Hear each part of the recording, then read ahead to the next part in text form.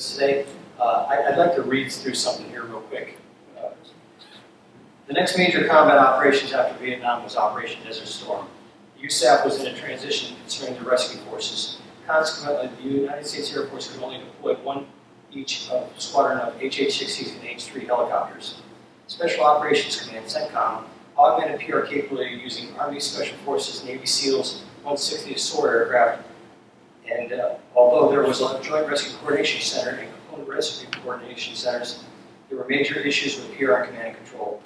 During the operation, 43 coalition aircraft were lost. Only 20 CSAR missions were conducted with only 8 personnel recovered. There were some major lessons learned that came out of reviewing the PR operations during Desert Storm. Command and control was a major issue, but so were equipment and the training of the recovery coordinators and planners. Of the recoveries that were successful, 2 were recovered by helicopter, 2 were recovered at sea by the Navy, 1 by Marines, 1 by the Army, and 2 were AH-64 aircrew member who snap linked into another AH-64 and flew out. Unfortunately, Mr. Wetzel and Mr. Zahn were not 2 of those that were recovered that day. They failed out. So without further ado, please, gentlemen.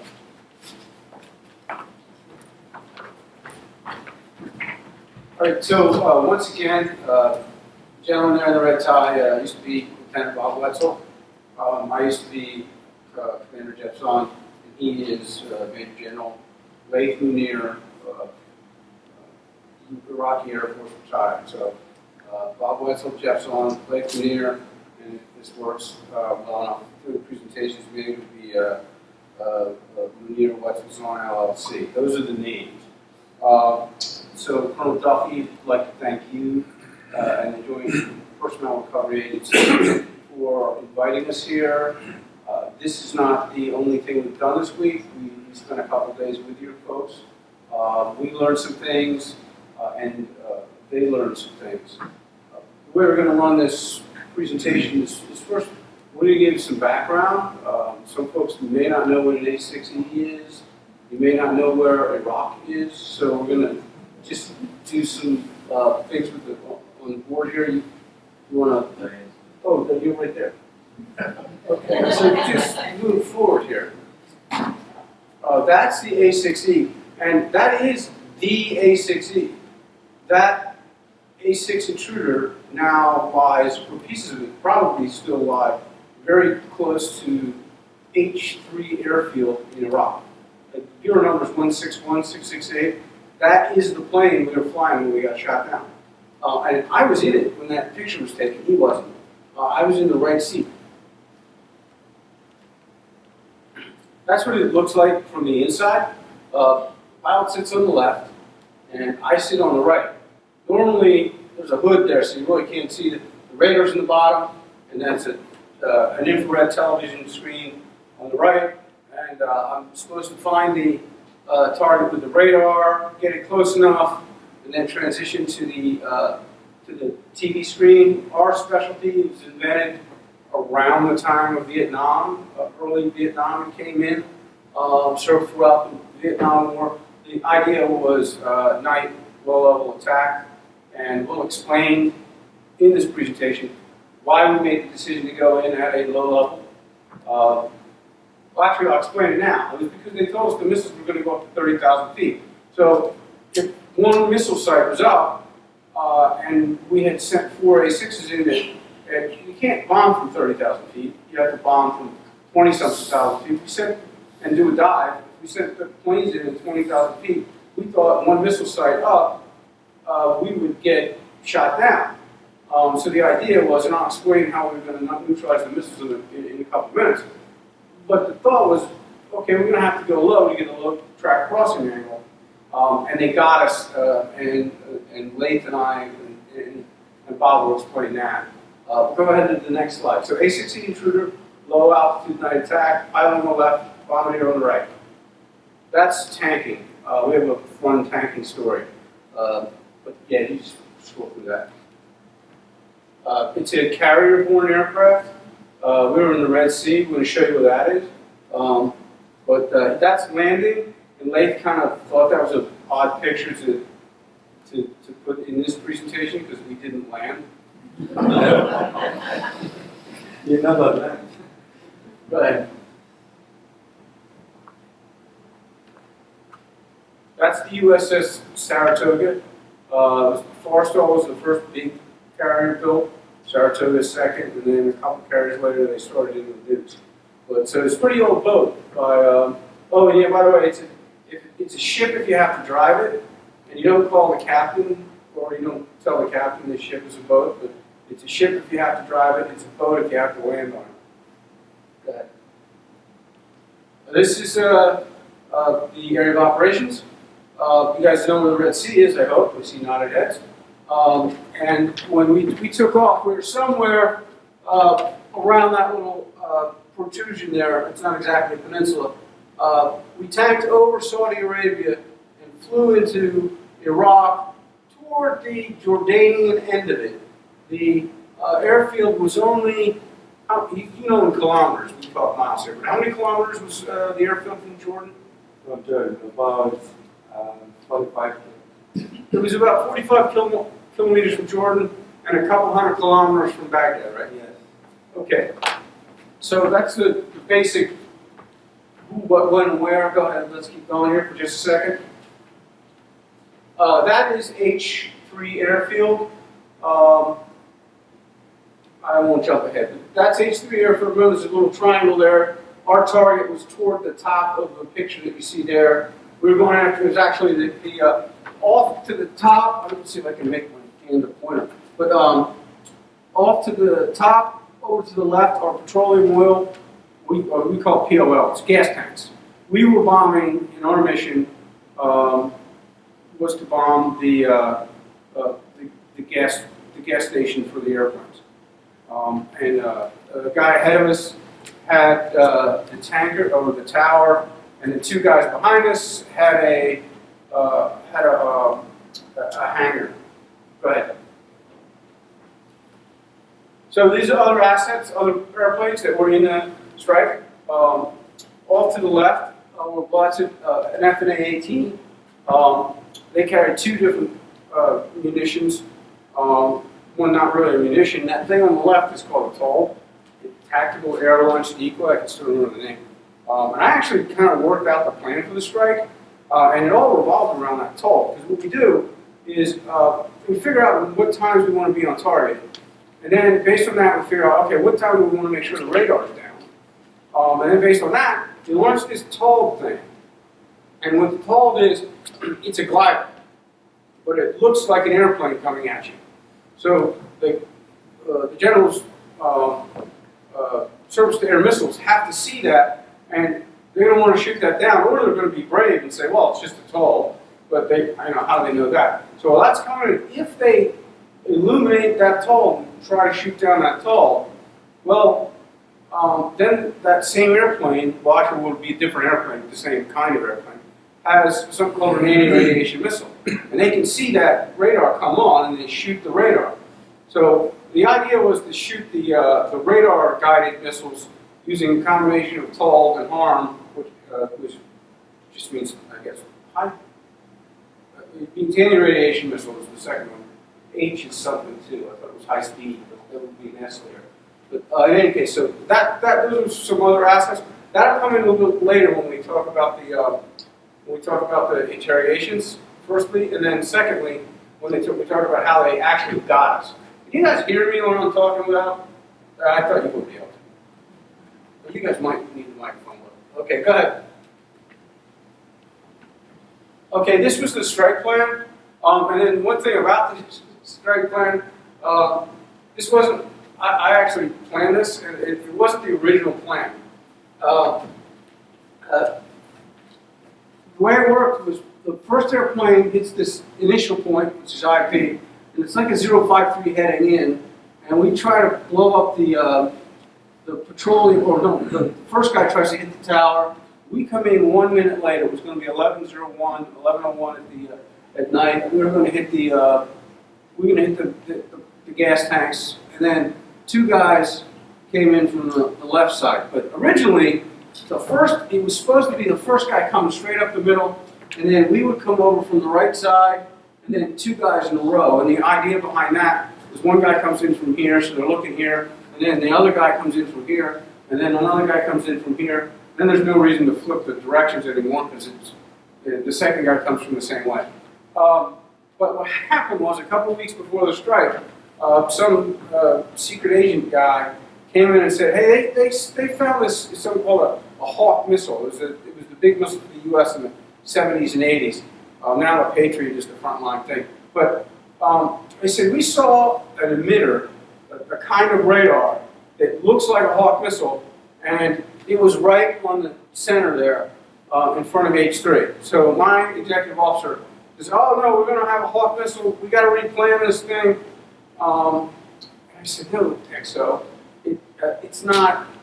The Hawk missile has one continuous wave acquisition radar for high altitude or low altitude, and then it has a pulse acquisition radar. It has missile launcher units, and it has a command and control. And there's no way that the Iraqis can get it. They had them in Kuwait, and they were afraid the Iraqis captured it and moved it there. And I said, there's no way that they could reassemble this thing and get it to and train themselves in 5 months. It's crazy. Don't worry about it.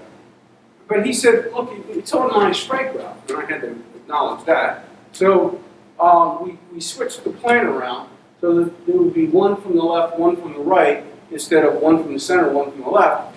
And that kind of is one reason I got bagged, or we got bagged, because the first guy came in and all the radars, people were looking from that direction, and we just came in right behind them. So that didn't help, but they got us visually. So let's go next slide. Try to work through this quickly. That's what it looks like when you shoot out of an airplane. In the A6 Intruder plane that we saw earlier, the canopy doesn't come off. The pilot and bombardier go through the canopy. And also, there's no command eject, which means, silly enough, because I can't really fly the plane, the pilot can't eject the bombardier, and the bombardier can't eject the pilot. We have to come independently to the decision, it's time to bail out, and each of us has to pull our ejection handle. We'll talk more about that later, but you can't eject the other guy. Okay, next. Oh, we weren't the only guys to get hit by a missile that night. That's a different airplane. And that airplane was flown by Lieutenant Commander John Sneevely and Pond Eddie. I don't even remember, that was his name, or that nickname. Mark Eddie. I don't even remember his call sign. But they were flying, that was Dash 4, the last plane over the target. They got hit by a missile also. But it didn't take their engine out, and they flew it back into Saudi Arabia. Pilots made it. John Sneevely used to earlier this year playing golf or whatever. But that plane never flew again. We have the F-117 in there because that's the plane that dropped a bomb on us. Dropped a 2,000-pound penetration bomb on us. So our route through JPRA was through SEER School up in, I did it in Brunswick, he did it in Brunswick also, right? Yeah. It was cold. And the one thing, just to shrink down, because I don't know there were a whole lot of lessons learned here, but to shrink it down, one of the things was having some familiarity with what the bad guys were going to be doing.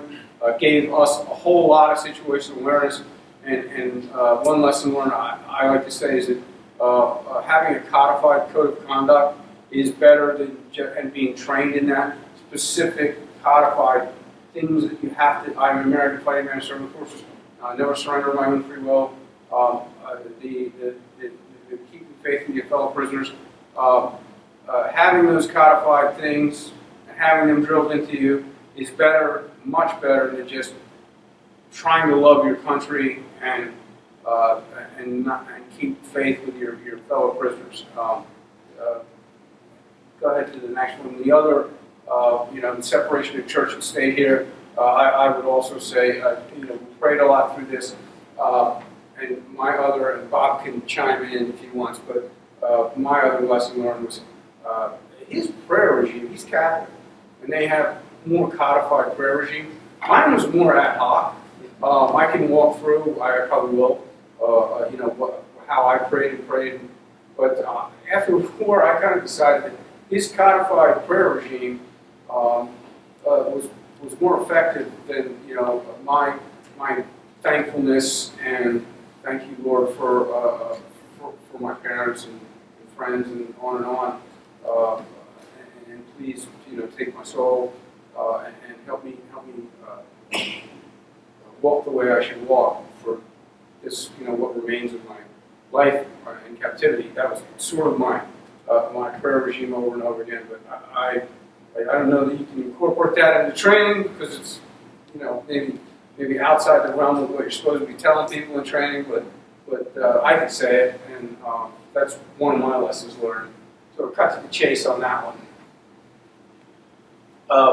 We're getting into this is what Bob's first day in captivity felt like. Go ahead. And this is what my first day in captivity looked like. Go ahead. And what we're going to do is we're going to hold that. I'm going to introduce, Bob and I are going to walk through getting to the target and how we got shot down. And I'll hold this to Layth's introduction. Second thing we're going to do is we're going to have Layth General Munir give his perspective on that first night and how maybe a little bit thereafter how he got us to Baghdad. The third part of this talk is going to be Bob and I walking through captivity, and then we'll have Layth and maybe with Bob and I talk through how we came together, because one of the things that has happened here is we were both on opposite sides of what was a little bit of a foul fight 25 years ago, and now we're pretty decent friends. And the other thing, you may see this here, is we learned a lot. Like a little bit of a disclaimer. First, the fish grows over the years, so we're trying not to overstate some of the stuff. But that's just what happens when you get older. Just remember that 20 years from now, your war stories are going to be a little bit more colorful, maybe. We're trying not to do that. That's one disclaimer. The second disclaimer is sometimes in memory, you find out that you remember things that, no, that's not the way it happened. And that happens all the time. And we've done this presentation a couple times, and Bob will go, no, Jeff, that's not what happened. One example I can use is I talked to one of the Brit POWs. It was the time when I got loose, and I was out in the middle of the, I actually kind of escaped my cell, and I was out between all of the other POW cells. And years later, one of the British POWs said, well, you came over, you looking for the keys, and you came over and opened my sliding door. And I have no memory of that. But he's absolutely sure that was Rupert Clark. He's absolutely sure that happened. But things like that happen all the time. Even in our interview just yesterday, I had thought two events happened in the same interrogation. And now I'm pretty convinced they were two separate interrogations. And we'll talk about that. But what did I say we were going to do first? Let's walk through the shoot down. We want to take them from Saratoga and get them going. Sure. And the big thing, when you first fly in a combat, it was the first time, as Mr. Dillon said, since the Vietnam War. You're young, you're wondering, am I going to chicken out? And we prepared. I told Bob it was going to be scarier than we ever thought possible. And that's what we were worried about, whether we do what we were supposed to do. I'm a lot like Jeff. I like to talk with my hands. So I'm probably not going to use the podium here. So if you can't hear me, let me know. But before the war, we were there for Desert Shield. So we done a lot of flying out of the Red Sea. And then we had the opportunity to fly these mirror image strikes. So for the first 3 days of the war had already been planned from the Saratoga. We took off on first 3 days, and there was an H-3 airfield that we did over Saudi Arabia. So we tested all the low-level tactics and everything. So those first 3 days went so well. I was like very confident that everything. Well, it hasn't gone so well yet. It went well in practice. Well, that's what I'm talking about. But you said they all went It's well. the mirror image strikes. The mirror image strikes went well. So I did have confidence that everything was going to go pretty well here because we trained very hard. Jeff and I were a good team, I felt. We were flying very low and very aggressively, and Jeff is a very good bombardier navigator. So I had no doubt that we were going to be able to find the target and put some bombs on it. And that was our mission. We briefed it up before we left, and there was never a discussion, okay, we come to this conclusion or something, we're going to turn around. Because we were going to get our bombs there on time, on target. So the call finally came, and we briefed the flight up, and we launched up off of the Saratoga, which was in the Red Sea, and we... So the war actually got delayed by 2 hours, which there's something I'll talk about in a couple minutes. There's one guy that really got screwed by that. So I think it was supposed to start like 11 o'clock, and then maybe 3 hours, and then it actually started at 2 in the morning.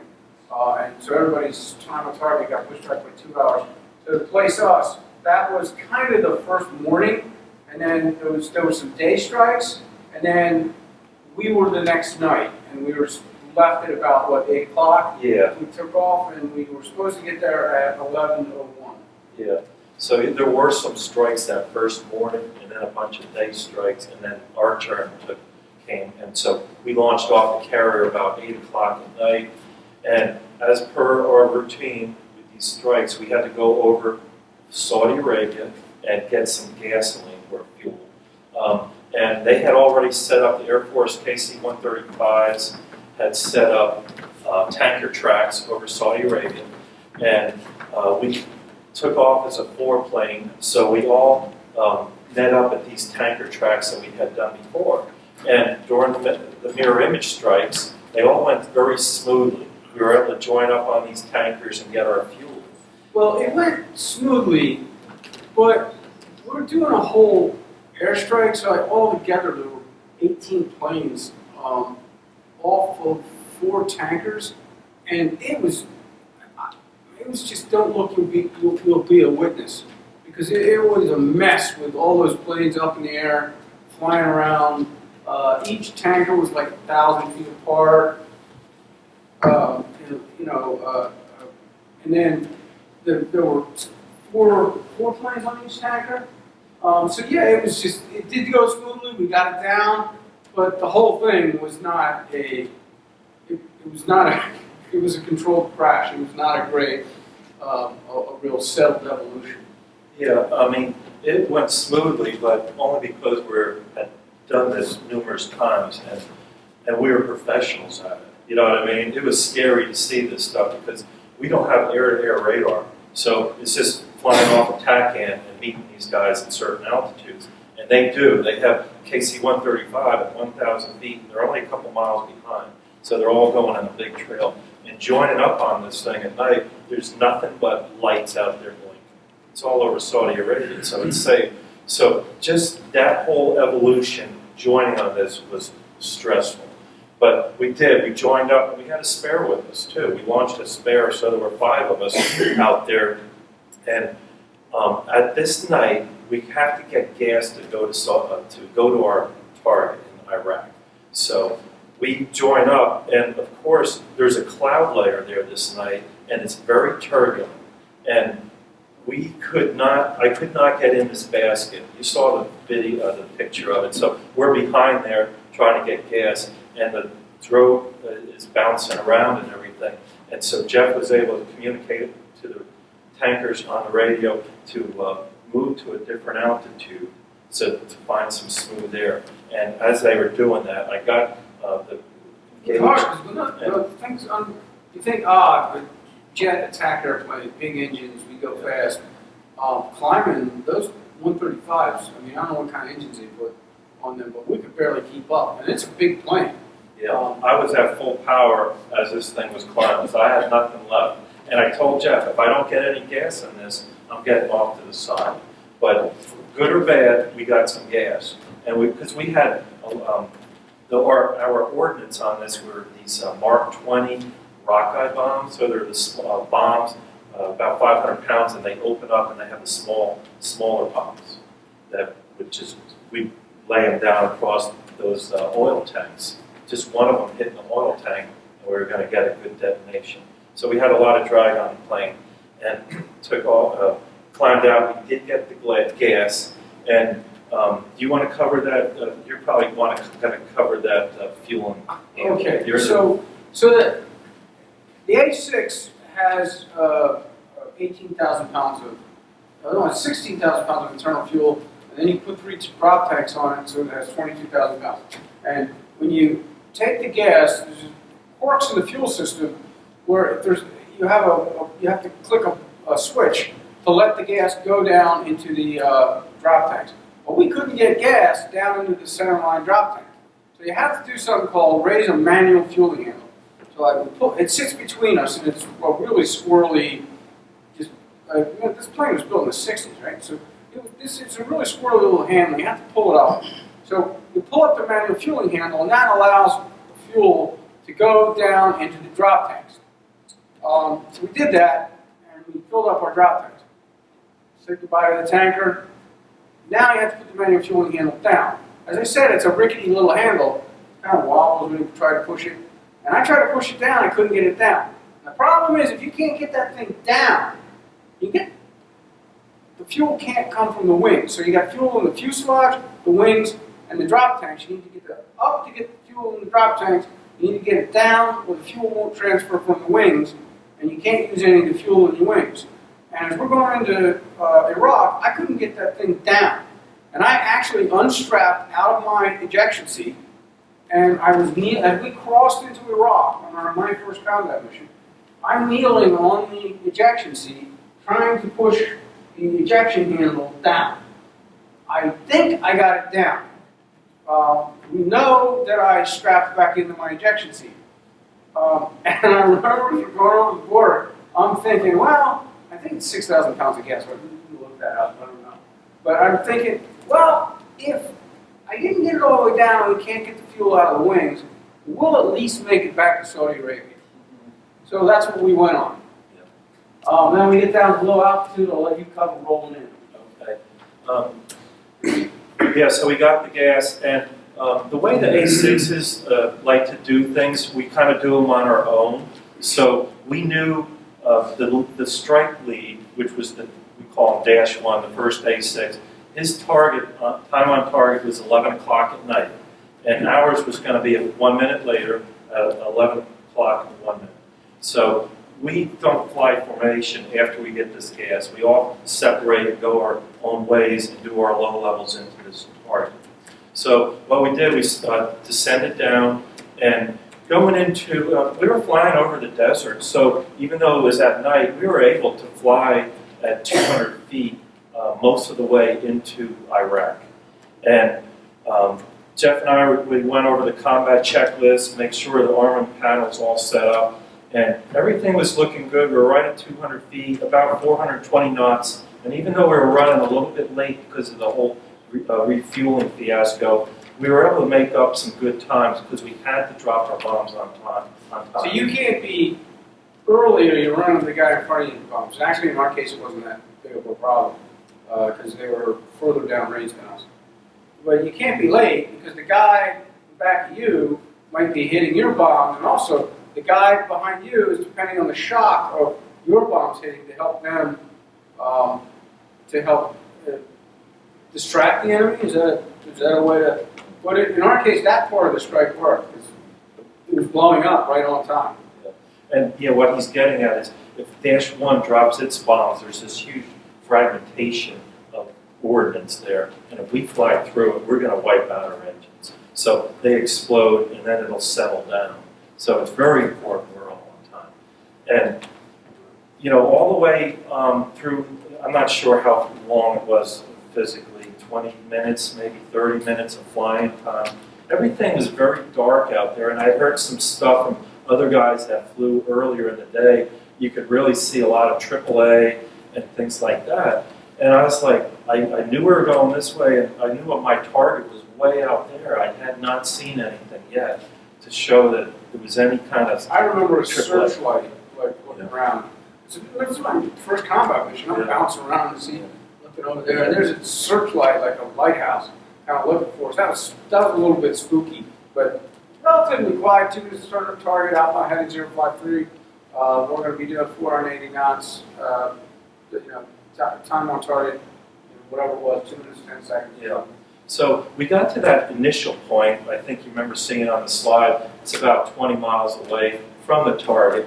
And once you get to the initial point, you start your turn, and then we accelerate. So we want to be doing about 480 knots across the ground, and when the bombs come off. So we got right to the initial point, and now there's an A6 in front of us, about 7 or 8 miles. So they're already starting to stir up the pot. The Iraqis at H3 know we're coming now. And just as we turned, it went from completely black to completely bright. And the AAA started. So the AAA, I was imagining, would be going up like that. The AAA was like It was this. going across. It was horizontal to the ground. They knew we were down low. And just as I had turned from past the IP, a missile went shooting in front of us, also parallel to the ground. And I did a hard, quick turn and got back on track. And I didn't realize what was going on at the time, but this AAA has tracers. And I thought, my God, there's that many tracers that it's actually making this area glow. And what it wasn't the tracers lighting up the whole sky. It was the Iraqis had shot parachute flares completely around the target, H3. And we actually didn't expect that, and the way I described that, first the AAA, it was like, you ever been behind a car where they threw out a cigarette at night, and the embers, you're either going to drive through them or you're not. And as far as the parachute flares and the light, think of a football stadium at night. That's what it looked like. Yeah. It was just all lit up bright, and we were flying right into it. And yeah, so at this point, I mean, my heart's in my throat right now. It just happened so quickly. But our training came back into play, and Jeff could tell I was really stressed with this, the excitement of it all. And he gave me some reassuring words, calmed me down, and we got back on track. And I could see where we needed to go, and I could just see AAA going. And so what we do from the initial point is in the A6, we're down low, it's still 200 feet, and we go back and forth like 45 degrees, and I'm just moving it pretty aggressively. I got to keep it at a certain point so he can use his radar to find the target. If I'm doing too much, the radar won't You work. remember the radar in a FLIR picture that we showed you earlier? When I turn the infrared camera on, nothing. That happens once in a while. It's called loss of cooling. For some reason, the camera has to be at almost 0 degrees or something, and sometimes the cooling doesn't work, which means your picture goes out. You can still drop the bombs, but here with all this practice, 5 years of flying the A6, and the first time in a real show, I'm going to have to do it without the TV camera, but I was going to do it with the radar. And there's difficulty with that too, is that given the resolution of the radar, and we were doing petroleum tanks, so they're only little things, and I knew, I'd done the math, I wasn't really going to be able to see those individual tanks until we were 3 miles from the target. And when I'm talking to him here, we're probably about 15. I found the hangar at the hangar. It's a big building. It's the biggest building on the base. I knew where that was, and I knew where my target was relative to that. So that's how I was working the thing. And we're doing all this as the plane's going back and forth. We're trying to fly through a rainstorm without getting hit, and then things changed a little bit. Yeah, we're still proceeding in. We're doing the jinking, they call it. And just right at about a minute prior, which is about 7 or 8 miles, Jeff asked me real quick, he's like, what's the distance? So I told him. So for me to do that, I got to come inside the cockpit real quick, take a look at it, there it is, and I tell him. So as I come back outside the cockpit to look for any missiles, sure enough, I see one. And I tell Jeff over the Before you ICS. say this, when I asked him the distance to the target, the reason I asked him that, because at 5 miles, I had to hit something called chaff and flares. And they're expendables that come out of the plane, and if there's a radar missile, it's likely to go after the chaff, which is like metal things that are floating in the air. And flares, if there's a heat missile, the heat missile is very likely to go after that. And Layth had something to say about that later. That's why I asked about that. Go ahead. And so I come out of the cockpit and I look and I see the missile and I tell Jeff missile and he's like thinking, he told me this later, he's like, what is different about this missile than any others that we'd seen? And he didn't know that it was tracking us or it was pulling a lead on us. So it was, we're coming this way and the pulling missile... lead means that, if you're not an aviator, pulling lead means that a missile to hit you doesn't point right at you. And there are missiles that will lag you, and what they'll do is they'll go behind you and catch up to you. Pulling lead means that the missile has you and it sees you, but to get to you, it's pointing in front of you so that you run into each other. And that's exactly what it was. I could tell it was pulling lead on us, and it was going to have a solution. So there's kind of, right now, there's 2 options for me. One is kind of to turn this way and run away, and it's going to go right down my tailpipe. So what you do is, I see it coming this way, so I just did a hard turn into this thing. And I can see that it's still pulling lead on me. I'm going to beat this thing. And as I'm thinking this, there's a huge detonation right behind our wing. And what the Iraqis had done was shot 2 missiles. And by the way, we didn't figure that out until 20 years later. Yeah. We figured it out when he told us. Because I always wondered, how did that thing go from here to there? You know what I mean? It's like, what was going on? But I never thought they were going to shoot. And there was nothing I could have done anyway. Even if I knew there was something coming, we decided we're not doing anything different on this mission. You know, and some people like to do a barrel roll, but I did not want to get up in the AAA, and I didn't want to try a barrel roll at night at 200 feet. So anyway, this thing detonates right behind our wing, and On my side. yeah. Funny how that happened. He's flying a plane and hits on my side. Coincidence? Yes, it wasn't a coincidence. So it detonated right behind us, and it was a huge explosion. Boom! You know, the whole plane physically felt like it moved feet to the side, and it's just like as a kid. I don't know if you did this as a kid, but I did. You know, you have a fan running, you got to stick a pencil in it, right? So it ground to a halt, and it was just like our engine. We have 2 engines that are in the fuselage, and one of them I just heard it grinding to a halt, and it's like, oh no! And this all happened in seconds, you know. Grinds to a halt, and then we had this thing right in between us on the instrument panel, annunciator panel, tells all the warning systems that something going with one of the systems on the plane, and they were all lit up, telling us there was something going on. I'm sure there were some fire lights lit up, and I felt like the back of the plane was on fire. You know, we were trailing fire. And I was just like, I just leveled the wings for a second and just startled. And with that, I came to a conclusion, and I told one of us, I came to the conclusion that we had to eject. So I said, eject, eject, eject, and I pulled the handle. And so it's individual ejections. So I was flying pretty low. We're still about 200 or 300 feet.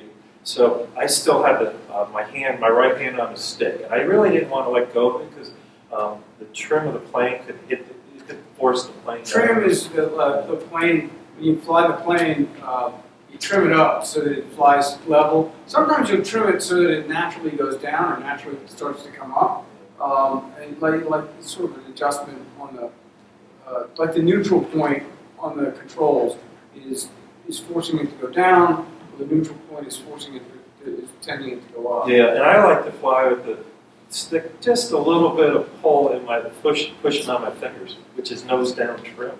So if I let go of this thing, it's going to hit the ground probably. So I reach between my legs and pull the lower handle, and that's all I remember. The next thing I wake up on the ground. Now, we have a disagreement, you're supposed to interrupt me once in a while. But we have a disagreement. He swears that, well, he doesn't swear, but he says that he decided to eject, and pull the handle. I say that I was the first one, and I said eject, and pull the handle. We'll never settle that one. But one thing, and he's going to tell a story about when we got together on the ground, we were going 500 miles an hour, and we landed about probably within 100 feet of each other. So we came to the same conclusion at about the same time. Yeah, If I don't get 2 seconds after him, that's I haven't done the math yet, but that's probably a half a mile. we did come to the same conclusion. And my big fear in captivity was when we got out of captivity, finding out this plane just kept on flying. And it went back like Saudi Arabia. It landed like hundreds of miles away. I was like, please, just tell me it crashed. Because I was like, what happened? But when I pulled the lower handle with my left arm, as soon as these are old planes with their like a rocket on the back on the seat, so it really gets going. And as soon as that seat fired, it broke this arm right here, my ulna, and I had a compression fracture of one of my vertebrae. And then we go through the canopy, which I don't think was a big deal. But as soon as we hit the wind stream at that speed, we had the oxygen mask on, our helmet, all that just disappeared. Our gloves disappeared, my watch disappeared. It all came off. And then the parachute is designed to just rapidly open. And when that thing opened up, it broke my collarbone. And so now I'm floating down unconscious, which is scary as a thought. You're just floating down, and when I hit the ground, I hit this elbow when I fell, and it broke this arm. So now I'm flat-faced on the ground with sand in my face, and I'm like, oh, I'm there for about 5 or 10 seconds, and I just notice how cold it is and dark it is, and I'm like, where am I? And I'm like, oh no. I'm like, oh, please tell me it's one of these mirror image strikes. We're over Saudi Arabia, please. And I realize another A6 goes flying over top of me. And it had his lights on. You have to turn the lights on. Had his lights on so I could see it. And I'm like, oh my gosh, there's the hangars where we're going to bomb. They're like a couple 100 yards away from us. And so I slowly get up, and I could tell this arm was really sore. And so I take off the survival vest, radio, water, gun, everything, and I take that off. And then I'm like, you know what? There was somebody with me. And I'm thinking, oh, it was Jeff. So I start yelling for Jeff. I'm really kind of delirious. And so I'm yelling for him, and I hear him. And he thinks it's funny. I say, Jeff, is that you? And he's like, who else would it be? Zool. He liked to be called Zool from Ghostbusters. What was my call sign? And he came over to me, and I'm like telling him real loud, and he's like, Jeff, Bob, calm down. The Rockies are going to hear us, And so there were a couple things that came back to me. One was that, like, when you eject, there's a good chance you're going to get a dislocated shoulder. So I told Jeff, hey, I dislocated my shoulder, reset it for me. So we do a quick reset. I'm an expert. Sure, I got this. I saw it in a movie. I saw it in a movie. I grabbed his shoulder, and pull it. And I had the same experience because I woke up in the desert. I was knocked out too. Air is hard at 500 miles an hour. And I had the same couple seconds of, okay, what's going on? Wait a second. And you know, the way I put it is, it was like that scene in the horse scene in Animal House where the horse dies, and they go, holy, that was exactly what I was saying to myself. And we're actually in, oh boy, and then we got together, so we were kind of like, we knew where we needed to go. We weren't far from Jordan, and the big thing was the hangars right there. So we knew we needed to get away from them. So we start walking southwest towards Jordan. That was the closest place. And so I'm kind of stumbling along. Jeff's walking ahead of me and helping me. You know, I was really struggling. And we walked a couple hundred yards, and we come across like a sand dune. It went up a little bit to a plateau. So Jeff scurries up this sand dune, and I can't use my arms really. I can use this one a little bit. And so it's steep enough that I go up and I slide down. And I used up a lot of energy. And I finally make it up to the top of this thing. And we get together, and I look back, and I had left all my stuff there. My parachute, my survival gear, the radio, everything. And, you know, my delirium. And so we look back, and sure enough, there's a Jeep there now. There's a Iraqi truck there.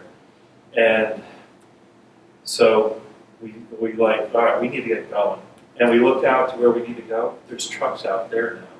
So I know probably we're going to get captured as soon as the sun comes up at the latest.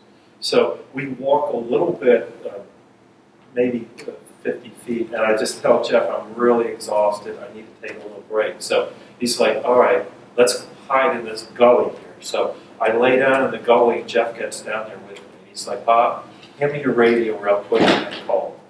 And I said, Jeff, I left it back there with everything. And his radio came out of the pocket in the ejection, so we had no radio. So it was kind of, I gave Jeff, at that point, I said, Jeff, go. I'm not going to be able to help get going with you. I'm not leaving this gully. I don't think I can do it. And so he says, Bob, I'm not leaving you. So I didn't argue with him. I wanted some company on this little ride. So we're laying in this gully, and they're now running around. And they're on feet, these Iraqis. They're running around. I'm like, can they not see us? Because I guess the parachutes had gone down. And I'm like, they're just about tripping on us, and they don't see us. And so they get frustrated. I hear them running around. And so they drive this Jeep up there, or truck, and it's coming, they're looking for it, and they don't see us. And I know that they're going to drive through this little gully, not see us, and crush us. So I said, or Jeff says, one of us said, we need to flag them down or something. So Jeff jumped up and stopped them. And they piled out of this Jeep, and they had their machine guns, and they were firing all over the place. Mostly, I think, in a circle to signal, hey, we found them. And then some of the guys, I think, were doing it around us in the sand. There's sand going everywhere. And, you know, it was kind of like you get captured. You know, it's common sense, I guess, you raise your hands. So I thought, well, we got captured. They know we're done. And they started yelling, raise your hands. So I said, I can only raise one arm. I'm wounded. And somebody comes running over to me and says, it's okay, we're going to take care of you. And so I was really surprised by that. And he got us out of that gully, and by this time there was a huge mob around us. And there were guys trying to get us. I don't know if it was a huge mob. Was it 10 people? Yeah. Okay. I would say more than that, really. But I envisioned like 10 or 20 people. And but it was enough that there were a couple people pushing them back and others trying to kick us and get at us. They wanted to take care of us right there. And somebody came over, the guy that said, it's okay, we'll take care of you. He loaded us in a Jeep, and he got us out of that group. And they drove us to the infirmary at the airfield where we were trying to bomb. and they got us out of there, and we walked into this long hallway. It was all lined with candles. It looked to me like a huge dungeon, and I figured this is it. This is the prison, and they're going to brutally torture us and kill us here. And they walk us down there, and they open this door, and there's like a medical facility in there. I wasn't expecting that. I was expecting something bad. And they put me on one of the tables there, and they were looking us over. And we had a bunch of cuts and stuff, so they sewed up a lot of the cuts. And next thing you know, I'm waking up the next morning. You know, I don't know if they gave us some medicine to put us to sleep or what, but I think we both slept through the night that night.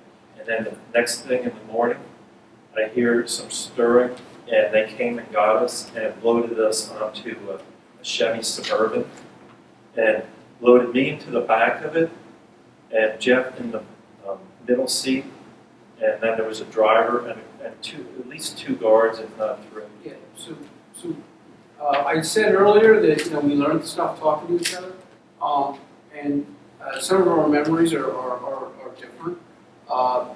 That's not that it's just the way memory works. But as I woke up, I remember the first thing I did, I was doing some SEER training, because I checked myself for wounds. I remember doing that. I remember patting myself and then deciding, okay, I'm good to go. I couldn't find my gun. Oops, lost the gun in the injection. I couldn't find my radio right away. And that upset me quite a bit. I looked in my parachute for the radio. Bob sometimes gives me credit for carrying my parachute with me, which is kind of what you're supposed to do, so that you don't, it doesn't signal the enemy. Well, I was carrying my parachute because I checked in my parachute for my radio for some time. And then I kept carrying the parachute because I was hoping the radio was in there. So now it's a calmer day. You can see that was kind of irrational. I was being a little overexcited. That radio was, if it was there, I would have found it. I also remember that when I found you, I took your torso harness off, and one of the first things I asked you was if you had the radio. So I don't think we were right at this. I think you moved quite a bit before you got to me. And the other story was SEER training. We've been in the air like 3 hours, and you don't check me if I'm wrong here, Colonel Duffy, but you don't conserve water. You can store water just as well in you as you can in your canteen. So don't bother rationing your water. There may be situations in which that's the case, but so I had drank most of my water, and when we were going up that hill, I was almost out of water. But when we were going up that hill, I decided I had to relieve myself, and I turned on my side and I zipped up my flight suit and I relieved myself, and a couple seconds later, I heard this Bob yell out, "Jeff, what are you doing?" Because he was down the hill from me. So we got up that embankment, and the plan of invasion, you're supposed to think it through. And the idea for us was to get closer to Jordan, but that was not the plan that we executed. The plan we executed was the airfield is right over there. You know that building is next to us? Remember when you came in? That was probably about how far the airfield was. So the airfield was over there. We're going that way. That was the extent of the plan. So we started going that way, climbed up, and yeah, he got a little bit tired. I was actually on top of him when we saw that truck coming through, and I waved to hail down so that we didn't get run over or didn't get shot. From there, I think our memories pretty much jived. We got into that. When we got into that infirmary, they handcuffed me to a gurney, and the Saudis were supposed to come over a couple hours later. And I remember thinking, you know, I have studied this airfield more than anyone else on Earth. I don't know where the infirmary is. And the Saudis are going to come over and drop bombs. Right about now. In a lot of strikes got canceled because of the weather that night. The guys that were supposed to hit H2 canceled because they couldn't get gas. The Saudis never came. One of the things, they asked us for years how long we invaded. And we really don't know. Was it 20 minutes? Was it 2 hours? How long was it? And we found out when we met General Munir, because he knew how long it was from the time they found the wheel and the time that they actually found it. So it was probably about an hour and a half to 2 hours. Also, Bob and I have had an argument for about 20 years. In that he said that the SA-6s, I think it was, got us. They're radar missiles. And I said, no way. Those missiles are too big. The warhead's like 100 and something pounds. If that had been what hit us, we'd be dead. It had to have been the roll-in. So we sat down to dinner with General Munir one day, and we hashed about that argument, and he said, no, it was the roll-in. And I looked at Bob and said, ha! And General Munir looked at me and said, well, Jeff, if you'd have hit your chaff and flares just a little bit earlier, you wouldn't have gotten shot down. And you remember this before I was telling you that I asked him how far we were from the target? That was because at 5 miles I had to hit that thing. We were 7.5 miles. So it was just right before I was supposed to hit the program to launch the chaff and flares that missile came out and got us. Yeah, but the altitude also, you are a little below the altitude. Yes. So with no further ado, that's a MiG-23 fish bed. And we call it fish bed in America. That's not what they call it. But MiG-23, when we got captured and someone brought some order to the chaos, that was General Munir. He served through the Iran-Iraq War, had 4 more combat hours than us in the MiG-23. I think he flew something else too. I'll let him talk about that. But he had a little bit different perspective on that night. And we still have some mysteries about what exactly went on that night. Make sure you cover those lights, because we don't know what the heck that was. But General Munir, would you like to explain what it looked like from your perspective? Yeah, the lights. No, just us getting shot down. You can start with, you got hit in the daytime too, right? So just that, we've covered what happened on the first day of the war from our perspective, and then he's going to tell you what it looked like from an Iraqi perspective. Well, thank you for inviting us here, ladies and gentlemen. My name is Layth Munir, and I am retired Major General from Iraqi Air Force. And I came to the United States in 2012 when I met the Lieutenant General. Well, as Jeff said, during the Desert Storm, the base there at H3 airfield, you call it here, we call it air base, was under bombing day and night, and I was commanding that air base or airfield, and commanding the flying wing as well. So this airbase or airfield looks very valuable to the American United States, and it was bombing day and night very intensively, and we couldn't even eat or drink or even take shower in the bathroom, afraid of bombing while taking shower and you get died. It's terrible. And in these days, my soldiers in the airplane used to bring me piece of anything, like piece of Gloucester bomb parachute, or piece of drop tanks, or anything they might think it is an evidence for and they shut down an aircraft. Even one day, one of them brought me a shoe. He said, "Sir, these are shoes of American pilots."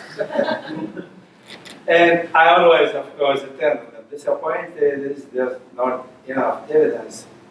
And in that particular night, January 17th at night, and it was very cold. In that particular night, they brought me a noise wheel of an aircraft. So I am a pilot. My career, I've been a pilot for all my life, and I have about 3,400 hours day and night on the fighter jet. And I could recognize that wheel noise is American or a British aircraft. It is not, it is bingo. It is an aircraft has been shut down. Let's go to search and look for the aircraft or the pilot, or maybe pilots. We don't know whether this aircraft has got 2-seat or single seat. So I was happy, and I took the 2 airmen where the room brought the nose wheel, and some escort soldier, and my own driver, and we went to the place where those 2 people found the nose wheel. And from that point, I divided my group into 3 positions, 3 directions.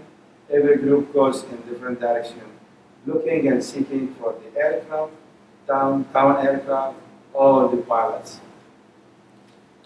So we did. So we went in different direction.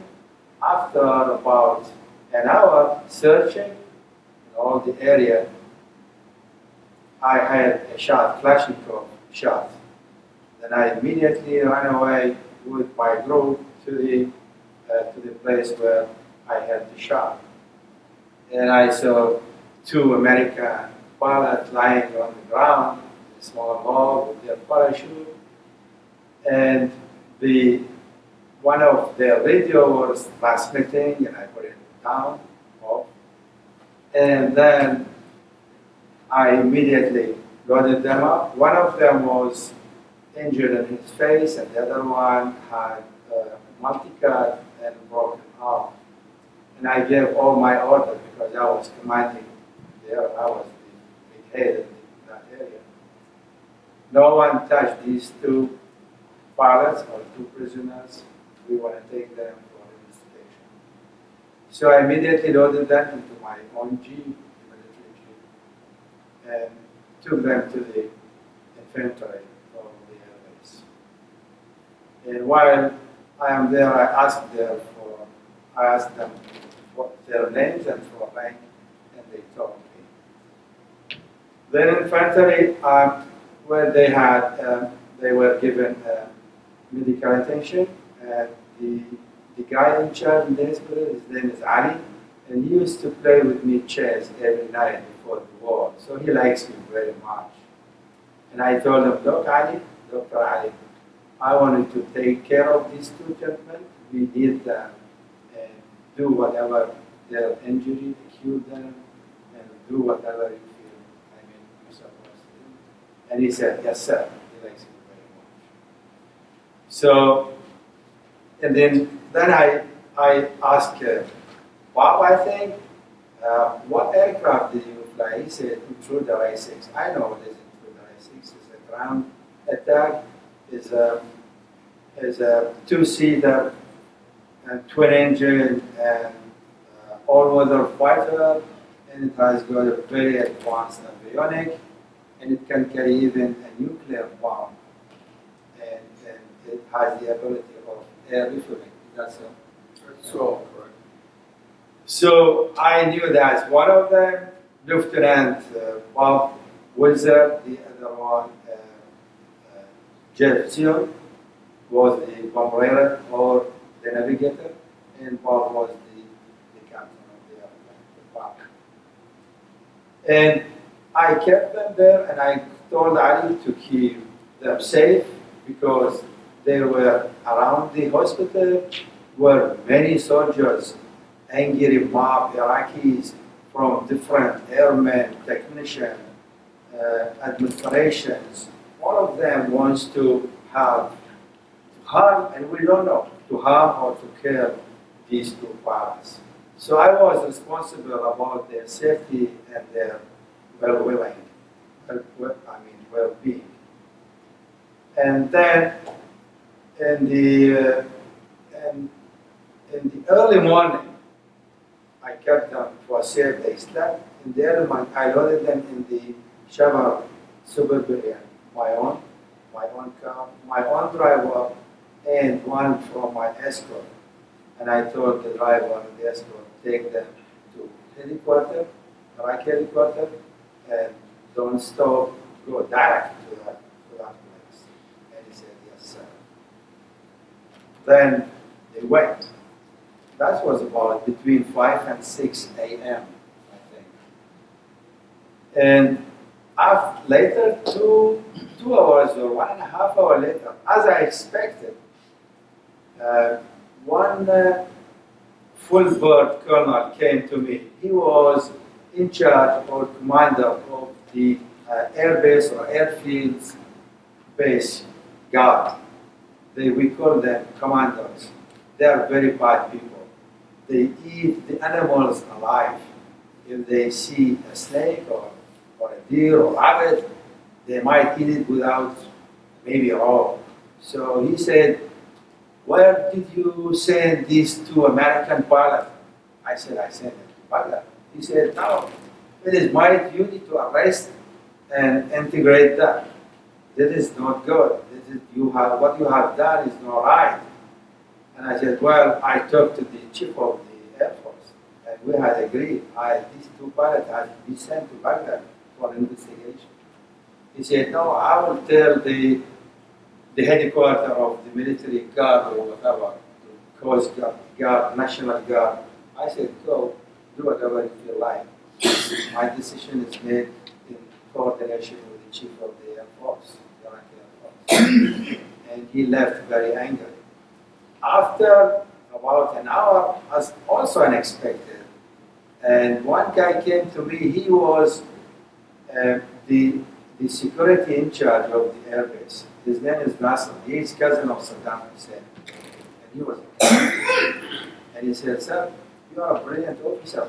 What you did, why did you help these two Americans? They just bombed and so many casualties and so many buildings were damaged and so many people died. And I said, look, Nasser, because he is cousin of Saddam Hussein, I have to pick up some special or specific conversation with him. Otherwise, I will lose my neck or my head.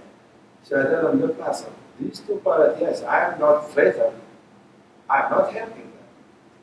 I am trying to get them safe to Baghdad to be investigated because the information that they have, it might be useful for us to continue the work. He did not agree somehow, but I don't have another reason to tell him. And then I told him, they are pilot and I am a pilot, they are ground attack, I am ground attack also, and they are young.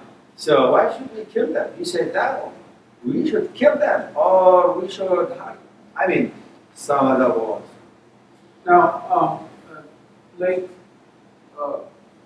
there was an incentive system in place. Yes. They actually paid, and we found this out, along with quite a few other things that clarified our understanding of what happened to us. But there was a bounty for civilians that caught Americans. Try to get his folks to go hunt Americans where they could find them. And as he told me or said last night, it was all for pilots because there weren't any other kinds of. And I guess I shouldn't say Americans, but enemy, because they were Brits that wound up in captivity with us.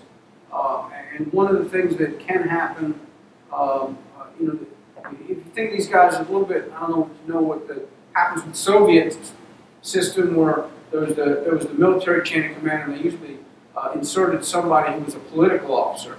Well, this guy was sort of the political thing. He was a cousin of Saddam Hussein, and one thing that they could do was you could turn the POWs over to the civilians, and the civilians kill them and hand them in, get the reward, and then they can split it with the political officer. So that there was some incentive there. And you can speak to that. That's something that we found out after the war. Yes, there was intensive. There was trophy for everyone who captured enemy.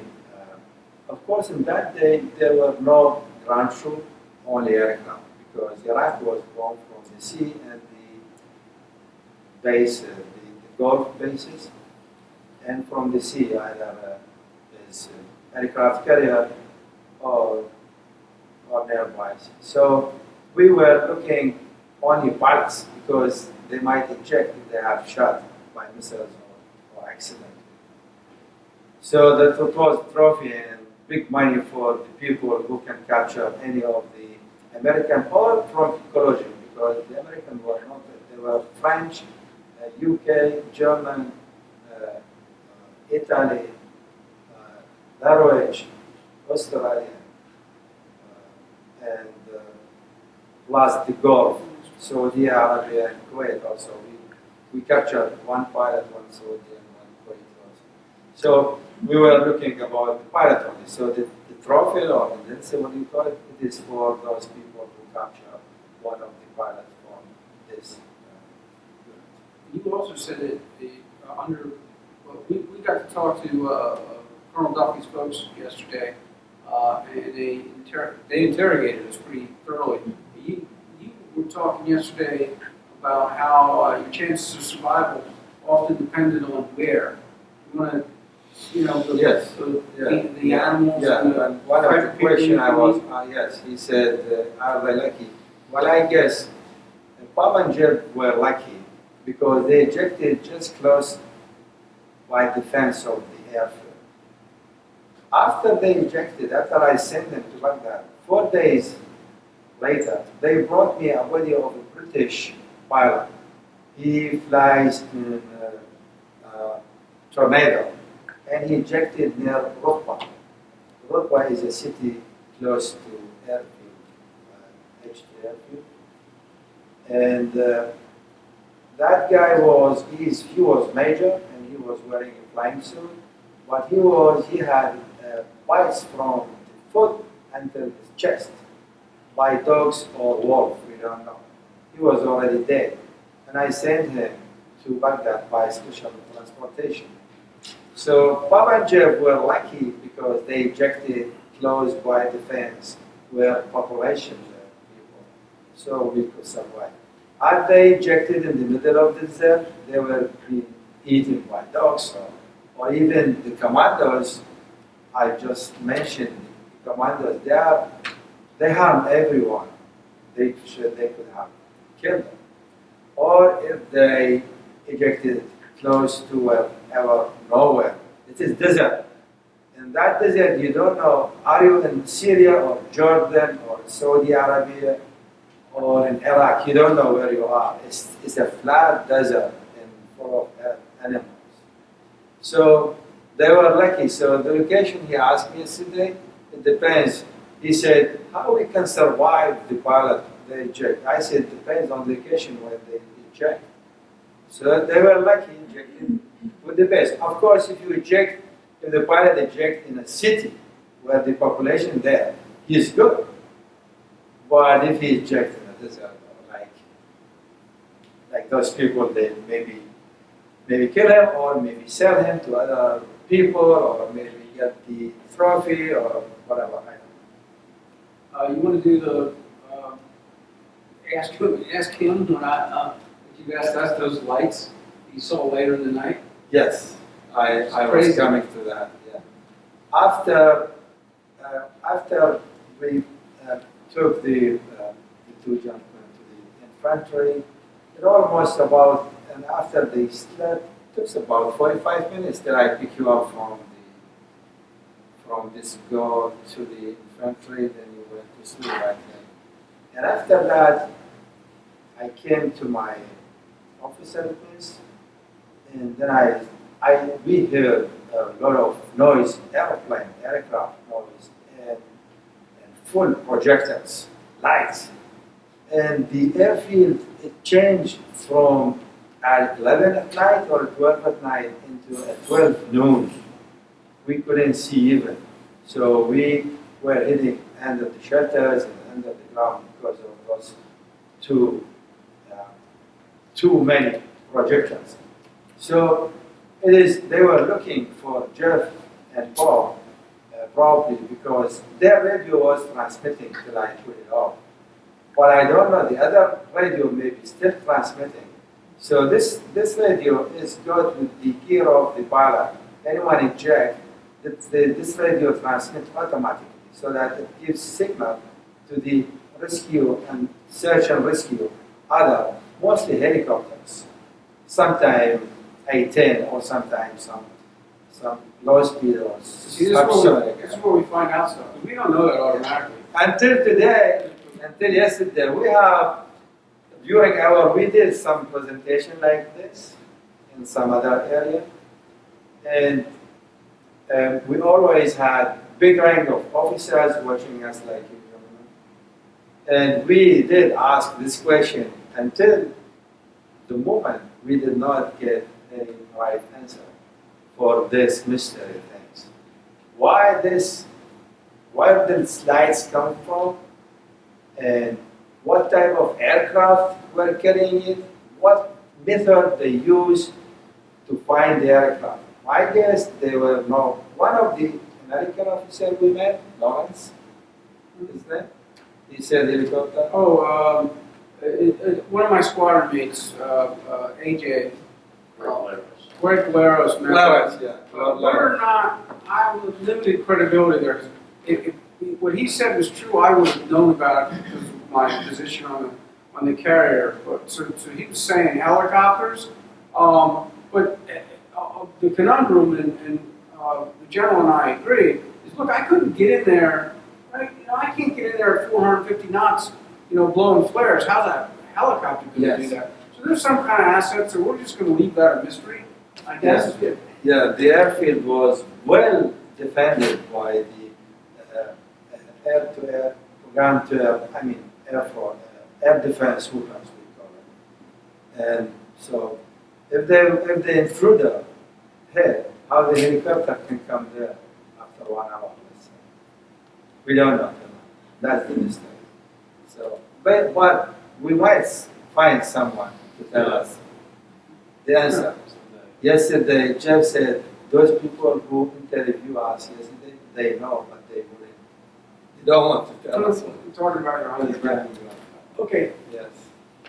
so Bob, you want to tell them about how we got to Baghdad? I mean, he got us safely on our way to Baghdad. We were supposed to go directly to Baghdad, no stops.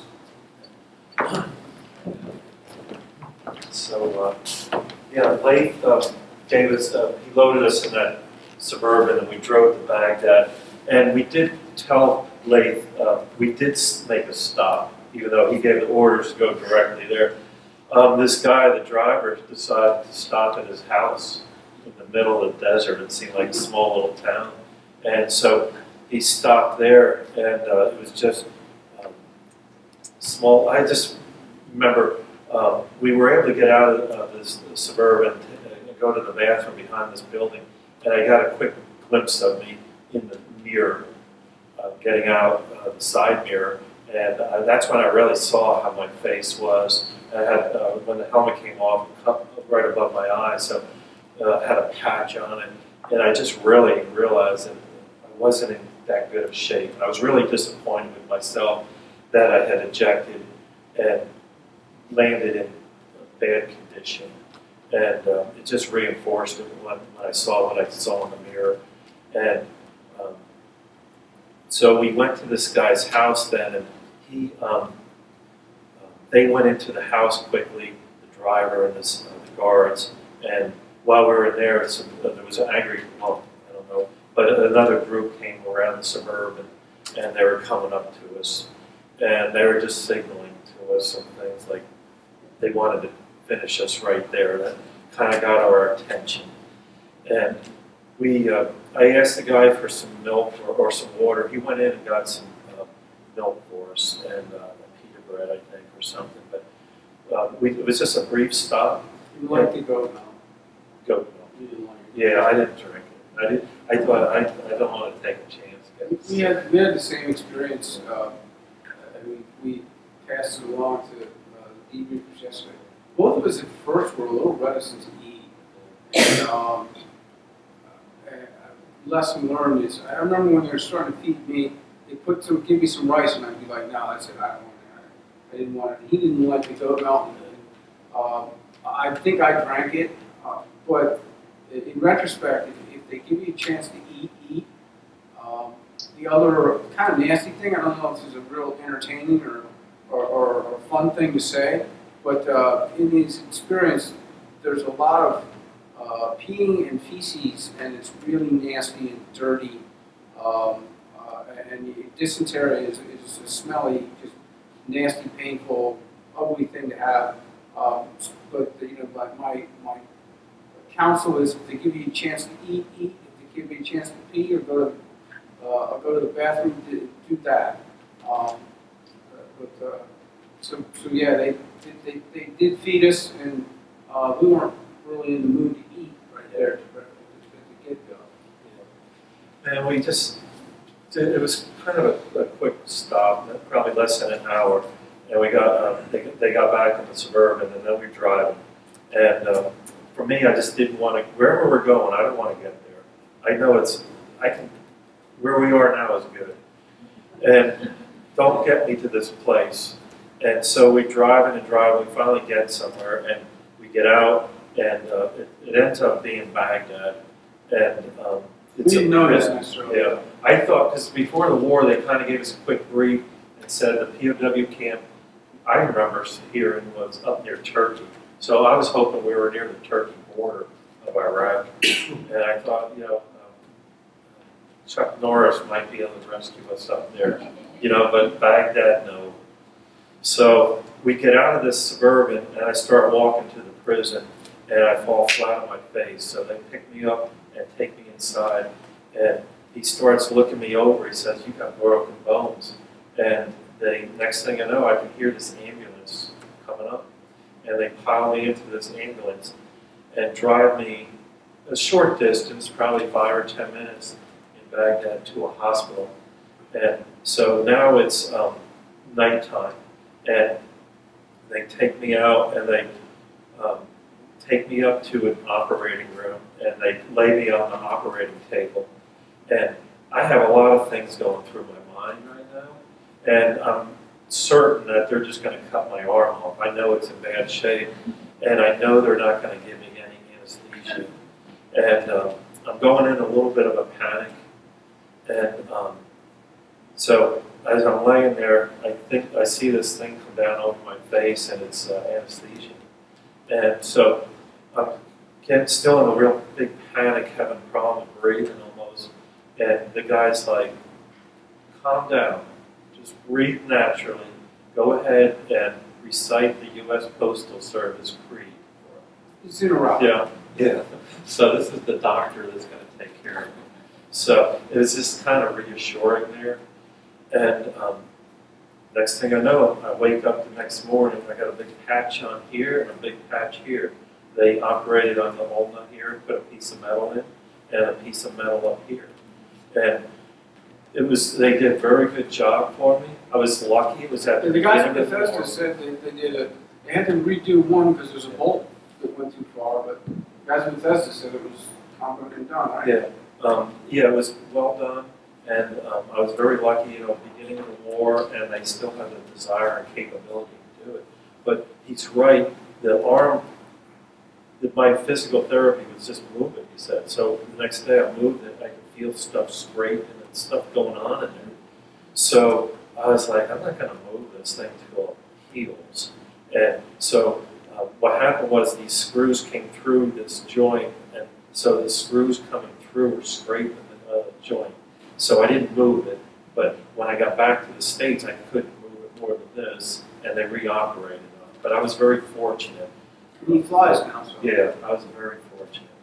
And I'll just cover the hospital if you want. Well, what we're going to do is, so keep this organized in your head. There's 3 basic places, and we call them the bungalows, the Biltmore, and Joliet. Bungalows were Air Force prison. we were at single floor, sort of open plan with a courtyard in the middle of it. The Biltmore was a secret police facility, very well built, 3 or 4 stories, maybe 5. The walls were very, very thick. We'll describe a little bit about what it was like to be there. And then that got blown up, and we went to what we call Joliet, because it looked like the prison out of the Blues Brothers. And we now know that that was Abu Ghraib. So why don't we just, I'll just jump through, the initial interrogation, and then head to the bungalows, which is some of the more interesting little things that happened, maybe experiences that stick with us. Yeah. But I went to the Air Force headquarters, and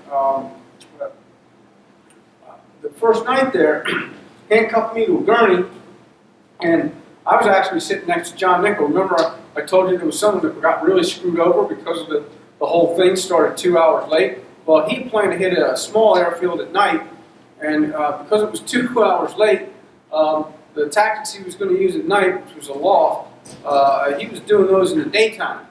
And the Iraqis got him, and he was lying in the gurney next to me. And we talked for just a little bit. He's still doing okay. I saw him a few months ago in England. I was with the Air Force for most of a day, and the way I describe a lot of our experiences is that doctors in Iraq are kind of like doctors. Air Force guys in Iraq are kind of like Air Force guys, a little kind of full of themselves a little bit. They were telling me that they flew twice a day, and I'm thinking, no, you didn't fly twice a day. If you flew twice a day, you'd be dead. But the Army guys were kind of like Army guys. We were the Republican Guard. They were relatively professional. The secret police were rather nasty. So that first day, I was with the Air Force, and they asked me things that seemed like personal interest. They asked me how much I got paid. They asked me where the B-52s were coming from. They asked me a few things about the A-6, but not much happened that day. I ended up suddenly taken away, handcuffs on very tight, blindfold, and the blindfold also, I remember I asked him to loosen the blindfold because my eyes were pulsing in the blindfold. And things got a little nasty pretty quick, asking me about the aircraft, the strike. I'm getting some tools used on my body. I think it was a rubber hammer. And then I remember distinctly they did a karate chop to the throat, which that unnerved me quite a bit. Because it seemed like, okay, this is a professional who knows how to hurt me without injuring me, and this could go on for a while. We were inside a bunker, which I believe was underneath the Air Force headquarters, and we could hear the bombs, we could hear the anti-aircraft. It was kind of a dungeon-like facility. I saw my face because they let me take my mask off, or my blindfold off, to go to the bathroom, and I saw myself in the mirror, and it was kind of nasty. You saw the picture, that's what it was, right? The bruises everywhere. During one interrogation, I could see underneath my mask that they had my knee board. So a knee board, when you fly, you still use those, right? It's something you stick on your knee, and it has the cards that you need to manage the flight. And that knee board had most of the information about my strike, about the mission. Not only my plane, but where the F-18s were going to be flying, what the F-18s were going to be doing. So his people did a relatively good job, because I imagine those kneeboard cards were strewn all over the desert. But they found those, and I remember seeing that they had my kneeboard cards, and thinking, okay, the gig's up here. I better not be, I could be reticent about knowing this or that, but I'm not going to get away with much. So after really there wasn't too much to tell them, and just there were two things. Personal information on me, I was about to transfer to an admiral staff. I was already doing the job of an admiral staff officer. I knew things that I was not happy about knowing.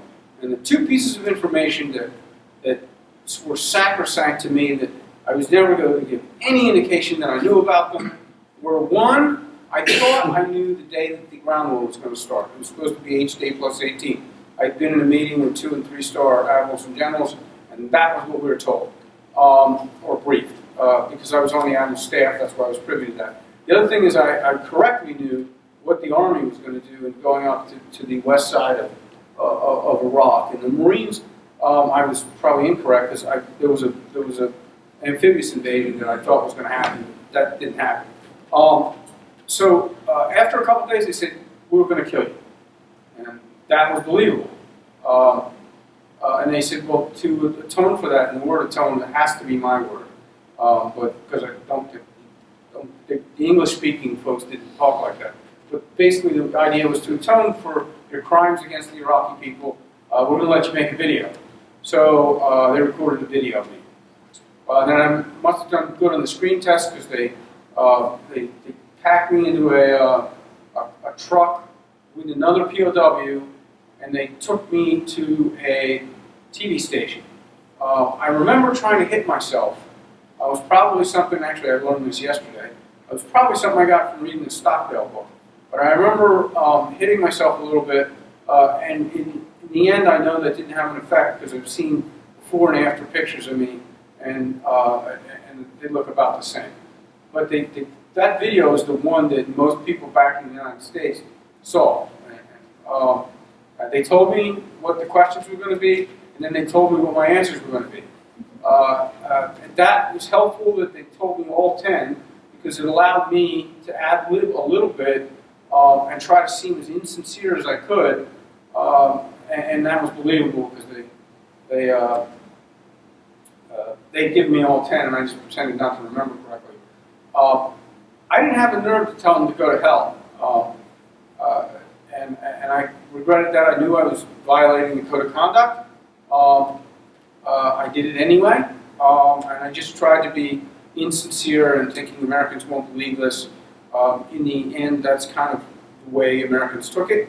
Rather than the propaganda victory for the Iraqis, it was probably something they regretted having done, if they even realized it. So from there, they took me to a place that we call the bungalows. And I'll go through this quickly, because not much happened. And when I said that the doctors were doctors, the Air Force was Air Force, Army was Army, these were Army guys. They were young, and they weren't nice, but they were obviously following instructions on how you're supposed to take care of prisoners. I have nothing pejorative to say about them. We stayed there for a few days. I remember walking, we got to talk a little bit, and I remember walking, I had to go to the restroom, and I was walking back to my cell. I was passing other cells, and I stopped in front of one without turning my head, and I could see out the corner of my eye there was someone in there, and I identified myself, and I asked who they were. It was Colonel David Everly, and I told him, "Sir, I think you're in command," and he asked how I was. He told me that his Wizzo was a guy named Griffith, and so we actually still know all these people. I've seen everyone in that. I've seen everyone in that prison this year. They fed us 3 times a day. In the morning we got hard bread. In the afternoon we got rice with some vegetables on it. In the evening we got mutton. Except one day we got chicken. Close to the end of the week, I got shut down January 17th. I probably arrived there at the bungalows on the 21st. And sometime late in the week, called the 27th, 28th, Bob showed up. I didn't know he showed up, but that's when he got there. Last day of the month, very roughly, awakened late at night. Smacked around a little bit, yelled at, thrown on a bus, and then we were on that bus, it seemed like, for quite a while. Now I know where we were before, at the Air Force headquarters, and where we were taken to, and it really wasn't that far. But, you know, so they grabbed us, and I remember the guy ran me into the building and threw me in this room, and it was pitch dark, really dark. I couldn't, you know, I didn't know what kind of a room I was in. I just knew that I was very, very cold and shivering. A few hours later, I think they threw in a couple of blankets. The treatment there changed very dramatically. Now we're getting 2 pieces of pita bread and a bowl of broth every day to keep us alive. Very clearly, they knew what they were giving us because they, you know, gave us the exact same portion. They were intentionally keeping us undernourished without starving us to death. I also was freezing all the time. My hands were shaking. That's stage 1 hypothermia. I'm not going to die from that. It's not even going to injure me, but it's just going to make me miserable. Over time, I just decided that my life was going to be miserable until, you know, one of these days during the interrogations, they really were going to follow through on the death threats. I had some interrogations. One couple of things stand out. One time, they put me somewhere, and I remember there was a little window to my right, and I was supposed to sit down and say nothing. Somebody inside was being interrogated, and they were talking, and I remember thinking, wait, I'm just going to, I think it might have been one of the Tornado guys, I'm just going to validate what he said. I'm not going to, you know. Another time, they took me and they had me with a blindfold on, and the guy's yelling at me, and there's trying some intimidation stuff, stops to the throat. The guy pulls out a gun. I can hear the bolt go back. He says he's going to kill me, and I'm looking down, and there's a rug down there. And I'm thinking, no, he's not. This is the nicest room I've been in 3 weeks. They're not going to shoot me here. So they go through that drill a couple times. They talked to me a lot. I had at least 2 interrogations about being Jewish. Yesterday, your guys asked me, why did they think you were Jewish? I don't know. My guess is my name. But quite a few times they asked me about being Jewish. And one day, they shaved me. And I thought, wait a second, they're going to make a video of me. So they took me back to my cell after shaving me. And I remember thinking, I wouldn't have the guts to tell them to go to hell, and I'm not making the video. So what I did was I hit myself. I took my hand and I would do sets, like of 10. 1, 2, 3, 4, 5. And actually I remember I learned to, actually I can't remember whether I learned to keep my thumb out or keep it in, but I hit myself 10 times in a row. And then I do a G-lock maneuver. When you fly airplanes, there's something called G's. It's like gravity is heavier when the plane is turning, and they teach you to go, you know, and it forces air, and you have a G-suit, pressures your legs, it forces blood to go up in your head. So I would hit myself in a set of 10, and then I would bend my head down and squeeze. And quite quickly and kind of painlessly, my eyes swelled up. And I remember that I shut this one, and then I decided, you know what, I'm going to keep this one so I can still see a little bit of it. Next thing I did, I tried to break my nose. And I was hitting myself with the back of the thumb, and I only got through 1 or 2 sets of that because that hurt. So I stopped with that. They took me out the next morning, took me downstairs, blindfold came off, there's a camera, and a tall Iraqi in a very well, it was a proper uniform. And he looked at me, and I remember, I think he put his hand on my chin, maybe my memory's wrong. He turned to the other guy, and it was like he was saying, what the hell happened to this? How did this happen? And he asked me what happened. I said, I fell. I think they knew that I had hurt myself, but maybe they did blame each other. I don't know. I hope they did. But in any case, the guy put the blindfold on, back up to my cell, and that was my highest morale until they fed us dates near the end of this thing.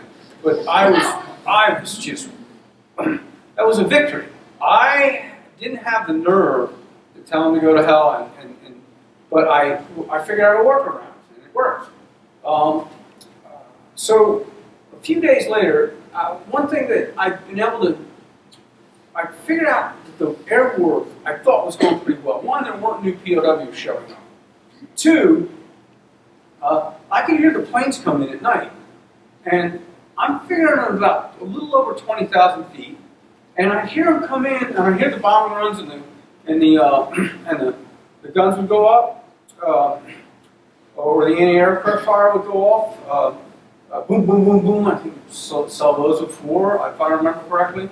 But it seemed like the planes would actually get in a bombing pattern. When you go bombing for practice, you go over the target.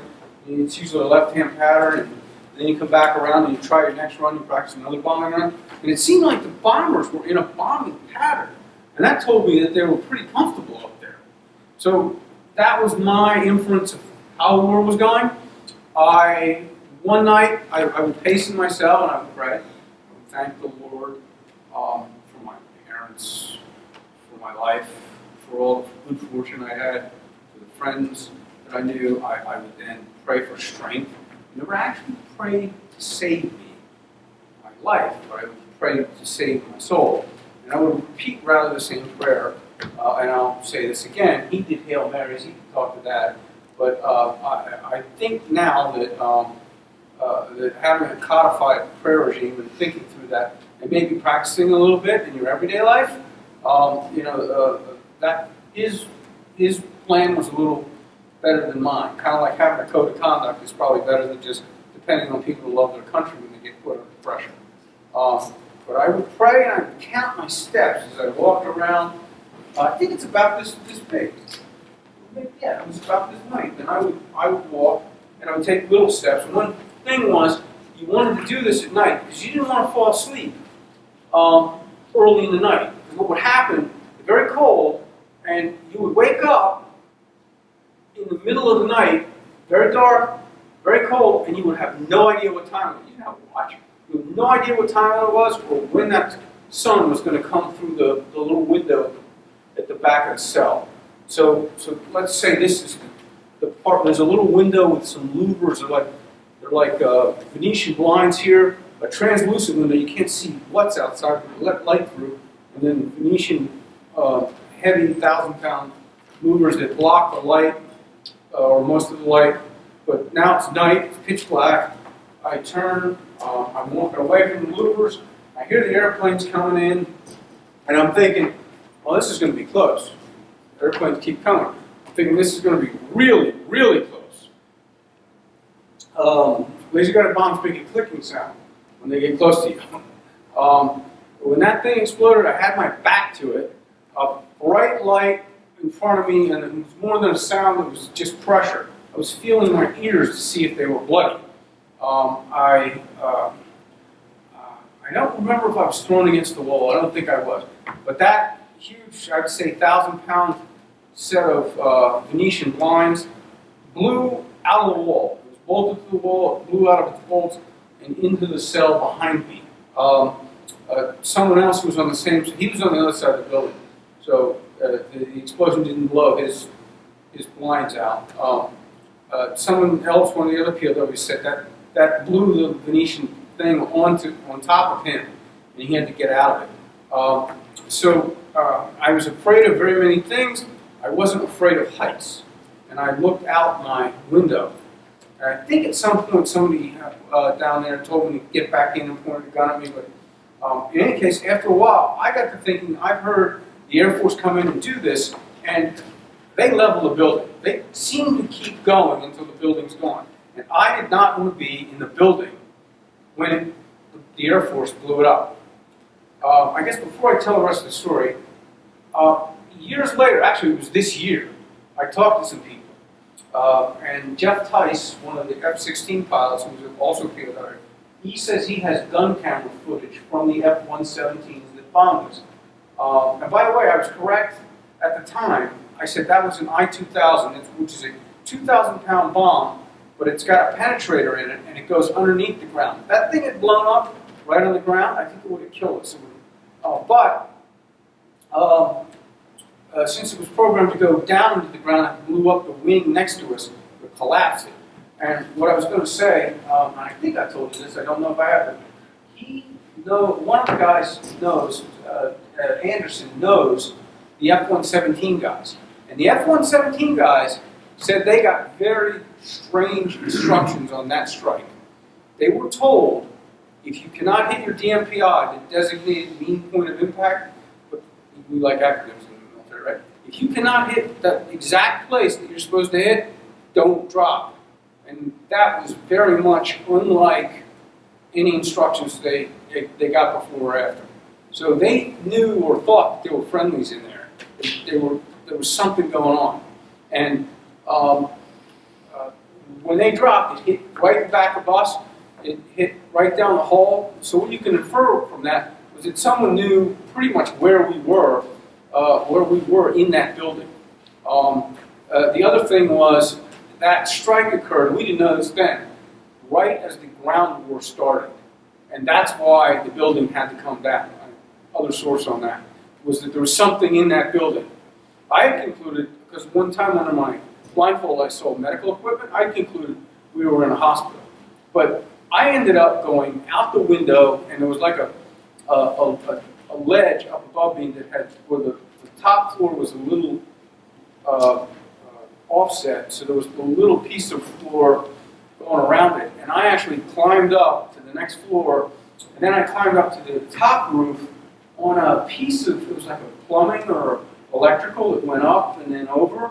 And so I got on that, and I climbed up, and I was up on the roof, and I was looking for the steps. And I figured there's a elevator machinery room, you know, on the roof, and they always have a door in it. That's where the door to the roof is. And I went, and I looked on the three sides. The other side was on the side of the building, couldn't get to it. But I'm on the three sides, and there's no door. And I'm thinking, what the hell kind of roof has no door? Well, in the elevator thing. Well, so then there was a ventilation thing with one of the, had a top, and I took the top off. It was square, and then I was thinking about going down on that. I put my back and my feet at the one side, and I started going down. And it wasn't as high as this roof, but it was a little ways above me, and I got to thinking, no, this is stupid. Like, if I slip, I can't get out of here. And they're going to be pissed at me if they have to get me out of here. So I went back in my room, I curled up a little ball, and I'm still getting anxiety that they're going to kill me. Or the Air Force is going to level this building. I got to get out of here. So I went out, I tried again, and this time, instead of going all the way to the top, I started going into the windows that were blown out on the floor above me, and that was easier because up to my floor was all flat, but then it went in. I should get a diagram of this so it's easier to understand. But I went in the first one, and I remember that there was one of those doors that, like the doctor's office, where they have the bottom of the door and the top of the door, and they moved independently. So, and I'm there, I'm trying to get this open. I'm thinking, what kind of door can't you open from the inside? You know, it was locked, and I can't get it. I couldn't open the door. So I went back out, and I went into the next one. I went to my right, and I remember the artificial ceilings, you know, it was kind of hanging down, a real mess in there. And I went over here, but then I fell down, and I started getting back up, and wait a second, I'm going up steps. I'm in the stairwell. So I went down the stairwell, and a couple of floors, because I knew how far up I was, and I went inside, and there I was, inside the set with the cells of the other POWs on either side. And I started yelling at the guys, and I said, hey, what did I say? Lieutenant Zahn? I don't know what I said. But I said, hey, this is Zahn, I'm out of my cell, I'm outside, I'm going to go look for the keys. And again, we forget things that Rupert Clark told me just this year, and I don't remember doing this. But he said that I opened the cells had a little food door about a little above my head height. And he told me that I opened his thing, and he was telling me where the keys were. Maybe I'm starting to remember that, but maybe I'm just imagining what he told me. So in any case, I was the only one out. All of a sudden, the guys, the civilian guard came up with guns. Rifle bullets go back. I hit the ground, started yelling, PW, PW. They picked me up, threw me in a room. I was in the room for a little while. They took me out, handcuffed me, and took me downstairs. And I remember some guys belted me. It didn't really knock me out, but I pretended it did. Fell to the ground, and they got me up, took me across a parking lot, and I was by a car, and the guy was kind of guarding me, because there were people walking around with guns. And he seemed to be scared that someone was going to kill me. And he was standing here, and I'm behind him, right in front of the front wheel of the car. And now I'm thinking, or maybe it wasn't by the front wheel of the car, because I can kind of remember seeing the building from where I was. But I'm thinking, what if they drop the building now? And I'm the only one that survives. How am I going to explain that? After some time, other prisoners started coming out. Bob didn't come out. I didn't know. This is what I know now. He spent the whole night there because they didn't have keys. And just one other little story. That people would come by while I was in that prison, and they would ask me my name. For a while, I thought, from my POW, from my Syria training, that they were just trying to get me conditioned to answer their questions. But after a couple of weeks, I figured out, wait a second. They're asking me who I am because nobody's ever made a list of who's in what cell. They have, anytime somebody asks for a POW, they have to figure out where he is. The point is, they're kind of not real professional. They're not organized here in the jailer world. And that night, they didn't know what the heck to do. It was obvious that they didn't have a plan. Eventually, they put us on a bus, and they took us to what we call Joliet, which was Abu Ghraib. You want to tell anything about your time? Well, I was going to say about what, in prison, in the hospital, maybe. Okay. Real quick, So we're back. He went to the Biltmore. So remember, it's the bungalows, which part of that was him in the hospital, the Biltmore, and then Abu Ghraib or Joliet. And we're going back to the hospital. Yeah, I was just going to say, like, in the hospital, I had been operated on, and that first day, they brought some food to me, and I was really, really depressed. And so I was like, I couldn't eat the food, I sent it back. And I realized right away, what a foolish mistake that was. And I realized I need to change my habits and my feelings about things, because if I'm going to be depressed and not eating food, I'm going to die here. So it was a very significant day for me. So I made a decision. I was going to do whatever it takes to get out of here alive within reason. I wasn't going to put anybody's life in jeopardy or compromise the war effort, but there's things I can do to get through this.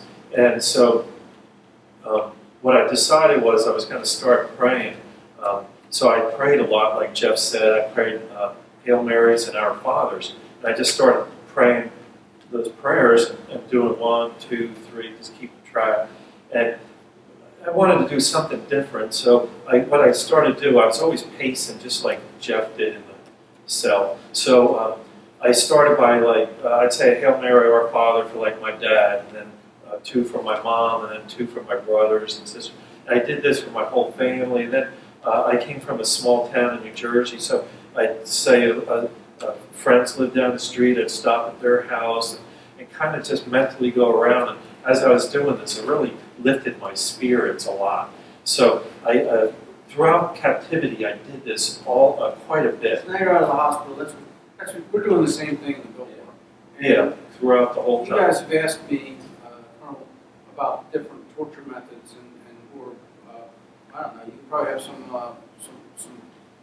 jargon for that, but the pressure methods.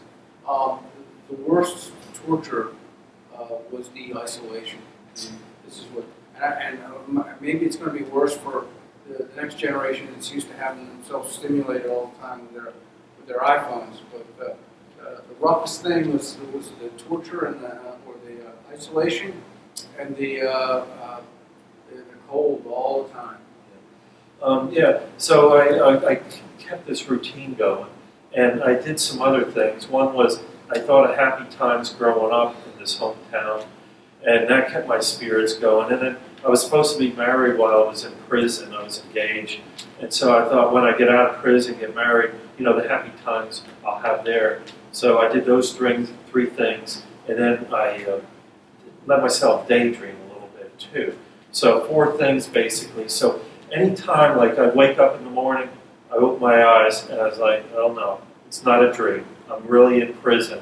So my depression would kind of go down a little bit, and then I get up and I do these 4 things, and it just lifted my spirits up. So I really relied on this all the time. Every time I got really depressed or something, feeling bad, because if you start thinking about what the situation you're in, your mind just goes crazy. So I kept my mind occupied with this stuff. So it really helped me throughout captivity, and I used that throughout. And the food, just minimal food and cold all the time was a big thing for me. And when the prison got bombed that night, I got stuck there. We had a Iraqi civilian a couple cells down from us. So the guards were up there trying to get us out of our cells. And these little doors where they fed us were open. So I was able to communicate with some of the other prisoners at that point. That was the first time I ever got any information that the war is actually going pretty well. Because what Jeff and I saw, I thought this war is not going to go well. But I got some good boost of. I already had concluded that the Arab world was pretty stable. Yeah, well, I hadn't talked to anybody yet, though. So for me, this was a good boost for my personal experience. And Iraqi civilian, he was kind of a friendly guy. And he's like, there's a lot of shouting going on, and everybody drops what they're doing, and they're running out. And we're like, what just happened? And he's like, oh, they just said the bombers are coming back. So we're like, all right, here it comes. So there was like a handful of us that were stuck there. And we spent the night, and nothing happened. They come in the next morning, daylight, and they get us out of there. We're walking out, and it was a big building. I could see a lot of damage at the end of it. It was very precise, the bombing, like you said. And the guard that was with me, he's like, see that car over there? And I look in this big parking lot, and all the cars are just burned out from the bombing. And I said, yeah. And he said, that's my car over there. I drove to work yesterday, and it's all bombed out. And I was like, I'm not going to touch this. But I felt bad for them. These guys were just doing their normal jobs. You know what I mean? They didn't want the war any more than we did. They were just doing their routine too, trying to survive the best they can. And that's when they took us, and we caught up to the other prisoners at this Joliet prison. And it was kind of funny because for me, I didn't really like the isolation of being in solitary confinement all the time. So they put us in a courtyard inside this prison, and it's about the size of this room, maybe a little bit bigger. And they gave everybody a blanket. And so they made us sit in a little isolated, put a blanket over. So you could see through this blanket, you're sitting down, and you could see all these humps of people. And I knew there were POWs. So, Little Pac-Man. yeah, little Pac-Man thing. So it was like, misery loves company. So I was like, I felt good about that. It was warm finally, because the sun's shining on you. It was finally warm. And so, I see this one moving around, this little Pac-Man thing.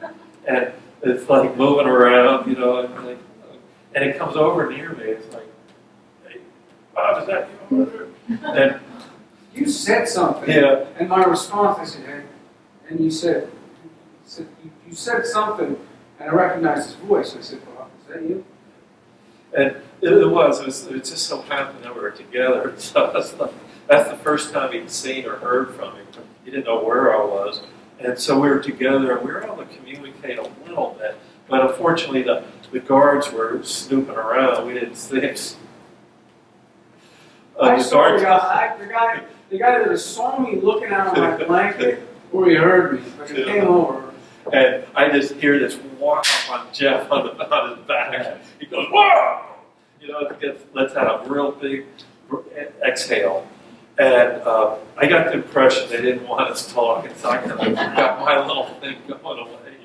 But in this Joliet was kind of interesting because we were, for me during the war was when we were in prison, the air raid sirens were going off, and then I could see through these louvers and stuff, missiles going up, and then I could hear the bombs coming down. They still had their defenses going, but by the time we got to the Joliet, you could hear the bombs coming down, and then you might hear a couple sirens going, and AAA. So they didn't really have the defenses. So I kind of felt like things were getting better. And then Joliet. They fed us better. But was that because it was a different organization, or was that because we might be going home? Yeah, and things got better there. Yeah. So we, from there, they basically turned us over to the Red Cross in Baghdad. It took a couple days. On March 1st, they moved us. They moved two of us to different places, and spent 3 or 4 more days. The food was much better. He was in a room with 4 people. What did you guys know? There's a nickname for the room. Yeah, the Bat Cave. The Bat Cave. I didn't go to the Bat Cave. And they had told him that the war was over. They didn't tell me that until some guy came to my room and he said, "We take you to your village." And almost immediately after that, they put me in the courtyard, and there was Bob. And Bob and I just sat together. They gave us stuff to eat. Put us on a bus, blindfolded us as usual, and then they told us we could take off our blindfolds. And it was when I took off my blindfold that I realized the war was over, because I hadn't heard bombing for however many days, but I didn't know whether that was because they took the prison that I was in was far away from Baghdad, so I couldn't hear it, or whether it was because we'd stopped bombing.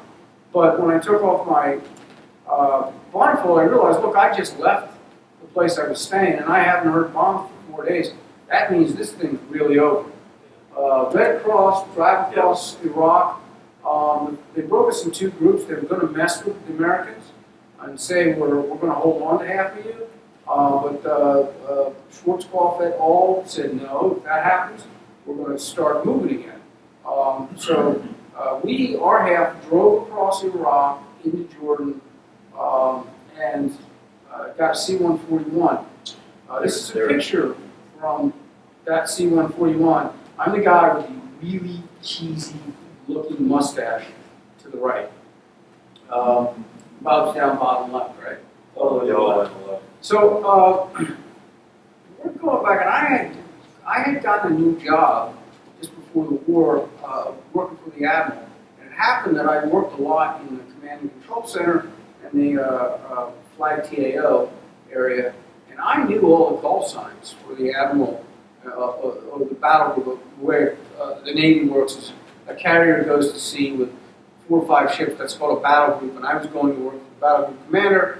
I knew what his call sign was. So I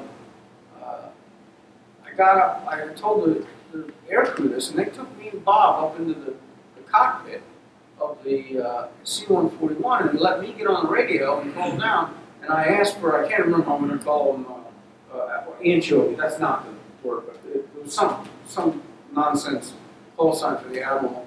And I called that out. Sure enough, I recognized the voice on the other end of the line. It was the Admiral's Chief of Staff. And within a couple of minutes, I talked to him, and within a few minutes, there was a parade of guys. The guy that replaced me, working in the CIC, came up from my squadron.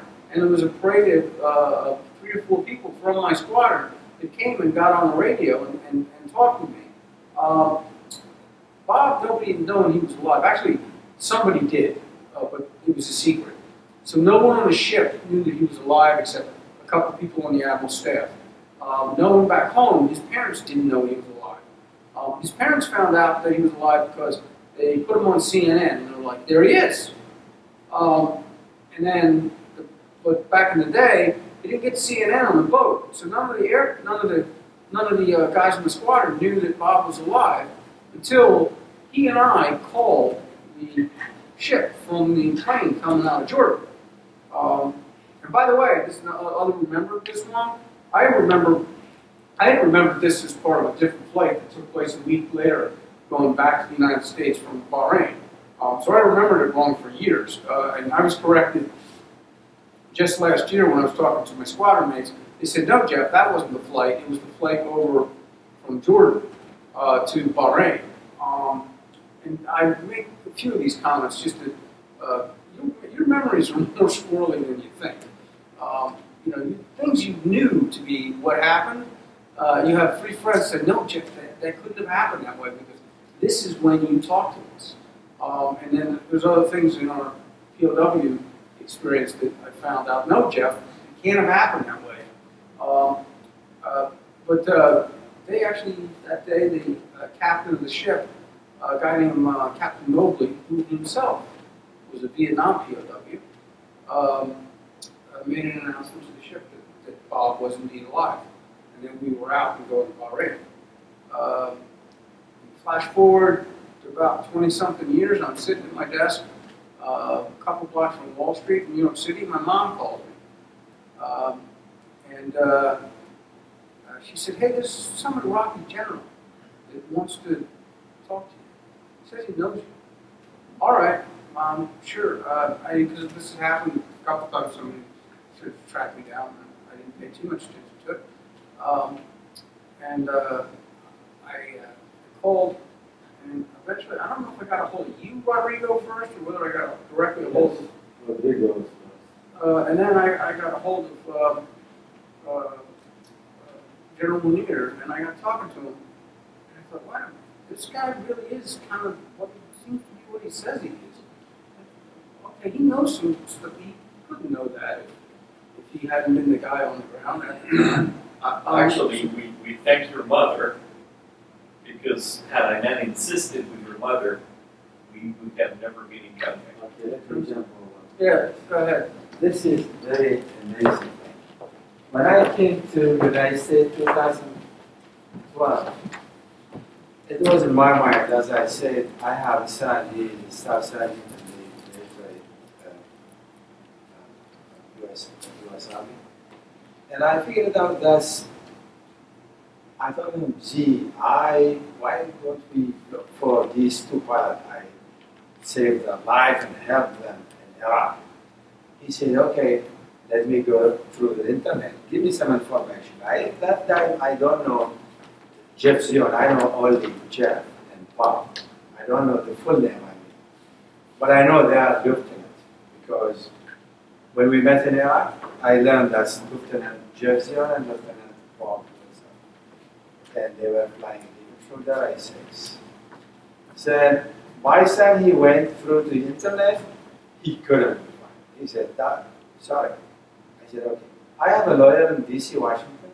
His name is Jason Nichols. He's also from, he lived in the Middle East for some time. And I requested him to find, and he said, "Give me the information." I gave him the information. And 2 days later, he said, "Sorry, General, I cannot." Then I asked somebody else. Then I gave up. No way to find these 2 young gentlemen. One day I had a friend who plays with me tennis in Fairfax Racquet Club. And we became good friends because we were neighbors. And one day we were eating a kebab and rice in one of the Iraqi restaurants. In fact, I invited him. And then we were discussing after we having this. And he said, "Do you have a story, Layth?" I said, "Why?" Because he said, "I have a story. His name is Rodrigo Cruz. He's sitting next to us right now. So his name is very similar to the president of the Dominican." After this story, I told him my story. I said, "Look, Rodrigo, I couldn't find Jeff and Bob, these 2 American Navy pilots. They ejected from intruder." And I told him what is intruder, what's carrier, what is doing, and I couldn't. So this is my story. He said, "Hey, give me 2-3 days. You will talk to one of them." So Rodrigo, can you step up and tell us the story, please? Sure. Thank you. Is that right?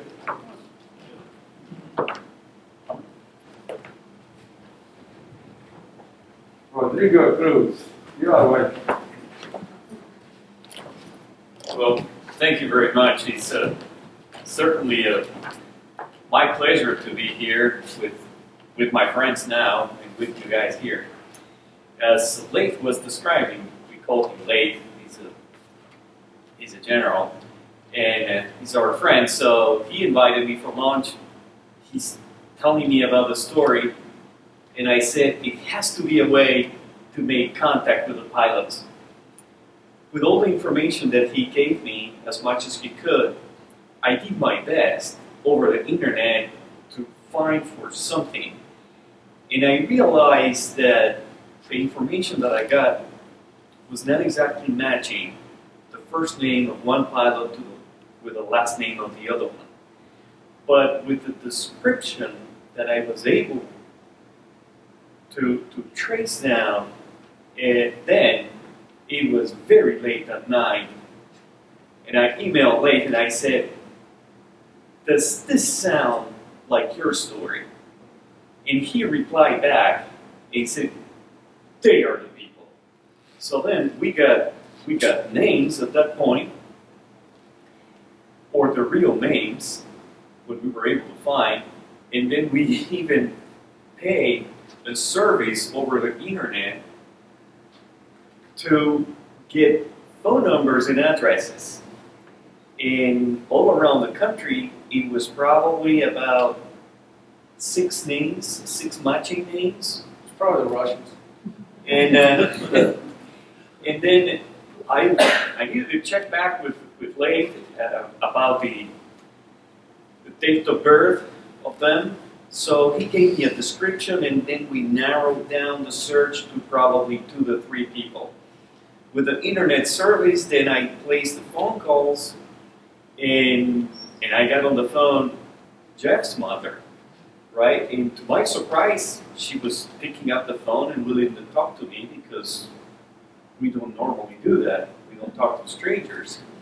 So, and I'm identifying myself, I'm talking about Layth, and I'm saying, Mom, is there a possibility, a connection with the Jeff that we're looking for? And she goes, yeah, that's my son. He lives in New York. I'll give him your information. So I went to Layth with the news, and we waited for a week, and we didn't hear anything. That's because I'm kind of not that responsible. Like, all right, yeah, got it. But it was my mom, so I eventually had to call. Well, but then I went to Layth and I said, well, I'm going to insist because she was cooperating, so I decided to insist. I called her up again, and she goes, I told Jeff that you're trying to get in contact, so he will get in contact. And by the way, she said, well, she provided me the Jeff's cell phone number. So I'm talking again to Layth, and Layth said, no, probably, don't insist, maybe they don't want to get in contact with us. And so we were waiting a little bit. But then Jeff made contact at some point, and it was because there was a problem in New York. There was a big storm, and you were out of your cell phone for some days, and finally you got another cell phone, and you were able to get the messages and able to get back to us. So then we spoke, we got together, and here we are. And Okay. thank you very much. So what we have here is, when we did find out who it was, the next time we travel to Washington, D.C., I called Bob, and Bob said, yeah, I'll come out. And we arranged a place to meet, sat down, and started learning a lot about what had happened to us, and sort of closed a circle. We went into this, you wondered if you're going to do what you're supposed to do. We did what we were supposed to do on that first night. Subsequently, we did our best. We had some times when I couldn't do what I was supposed to do, but came up with a workaround. We fought a war against somebody, and years later, after both sides suffered a bit, he probably more than us because he was chased out of Iraq with his wife as the Shia militia were killing Iraqi Air Force officers. And then we come to find ourselves together, and 25 years later, we're pretty good friends. That's a relatively happy and a very interesting end. So thanks for coming, and you guys got any Just questions? before that, just right now, today I'm very happy to tell you I'm a foreign officer, I'm not American. But what I'm feeling very happy because these two gentlemen, we used to be an enemy yesterday, and we became very good friends today. Jeff and Bob, Bob lives in Denver, Colorado, and Jeff lives in New York, and I live in Virginia. So we meet each other almost 2 or 3 times in a year, in occasion. But we have a very, very sophisticated day. What is it? January 17th. We must meet every January 17th. We must meet and eat dinner together, and we discuss our families. And besides that, through all the year, we corresponding text message and emails. So I'm very proud to be here that I have 2 good friends. They used to be my enemy, today they are my friends. Thank you so much for Oops.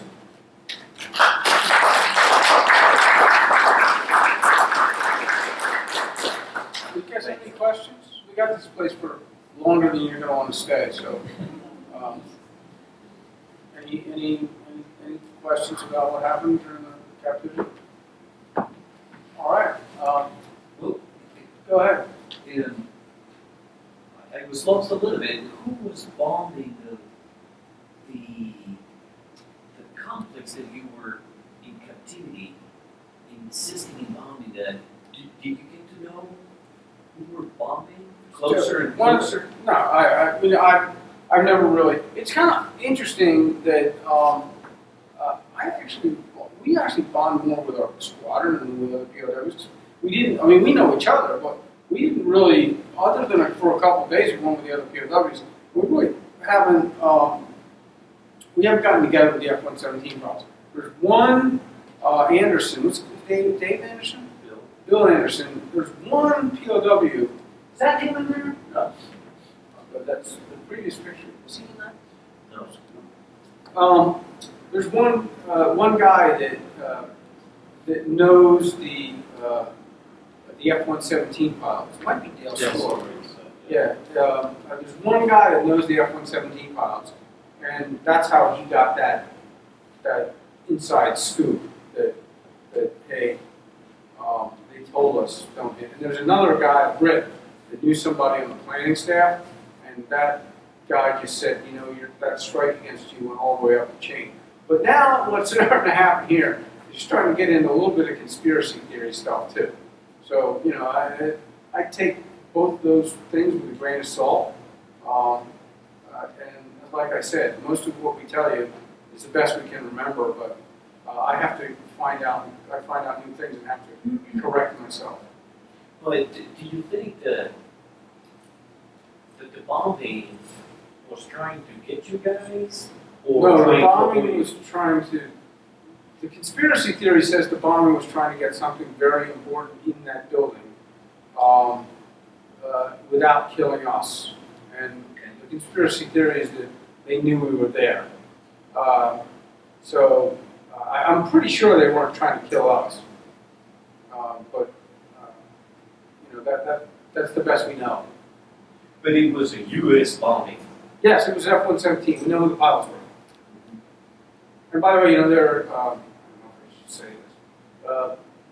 Well, one of my biggest mistakes as a POW, one night they asked me about some bombings in Baghdad, and I told them, well, I flew A6s, and really it's only the F-117 guys that are bombing Baghdad. Well, I went back to my room and realized that I just really screwed up. Because if there was an F-117 pilot in captivity, I just maybe killed him. I was very upset about that. And you guys had a jargon for it, was inoculating myself at the expense of a fellow POW. I did it without thinking. It was just dumb. The irony is that we know one of the F-117 pilots is Jewish. The guy that was bombing so that was the guy that really hurt him. I don't know whether that's a PC thing, but it's kind of an amusing or kind of condign punishment, condign irony, good thing. Any other questions? Yes? Well, I thought it was very fascinating. Thank you. I just wondered if you talked to Hollywood, it would make a great movie. Well, at the beginning of this, I said it used to be General Munir, Commander Zahn, Lieutenant Wetzel, and if this thing works, it might be Munir, Wetzel, Zahn, LLC. The plan is kind of to try and get together. This is the first time we've ever done a presentation with the three of us. So what we'd like to do is maybe shrink it down, keep the most interesting parts, but keep some of the, and then maybe go from there. We'll walk in the movie, just let's take things one thing at a time. But I really have always been reticent about and Bob too, about if you ever watch the movies, they generally are, I'm in a bad situation, I become a hero, I survive.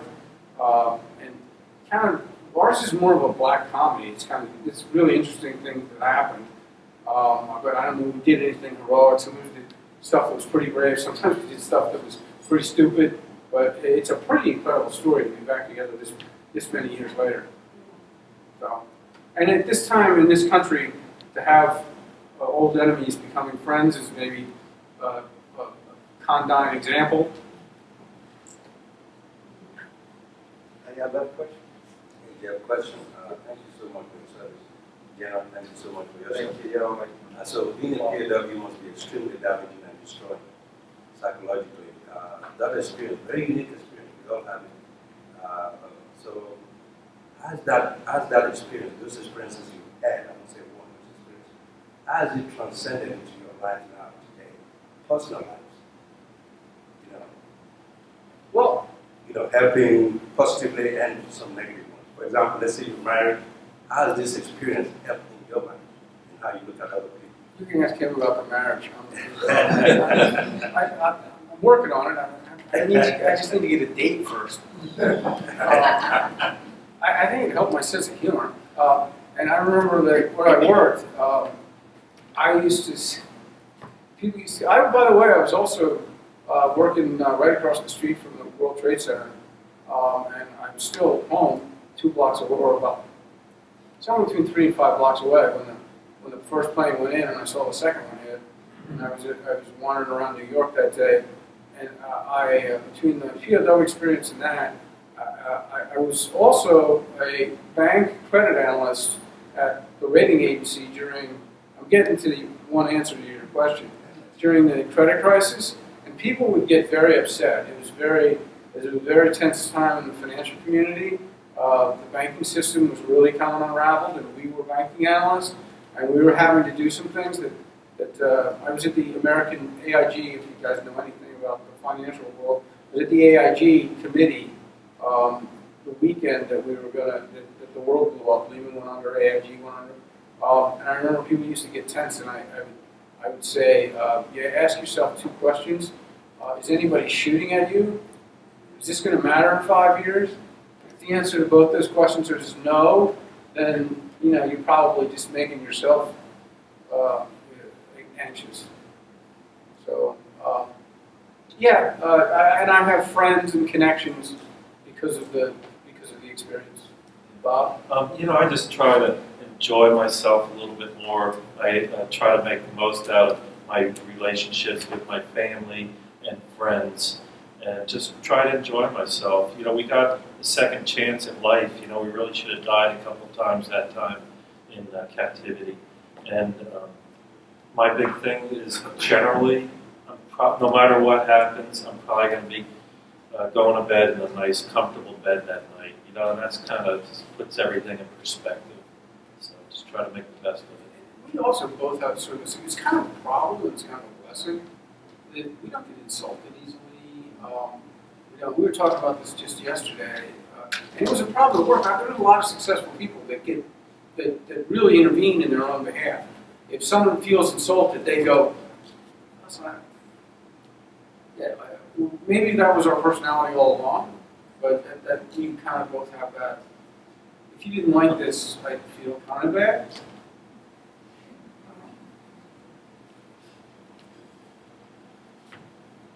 Anything else?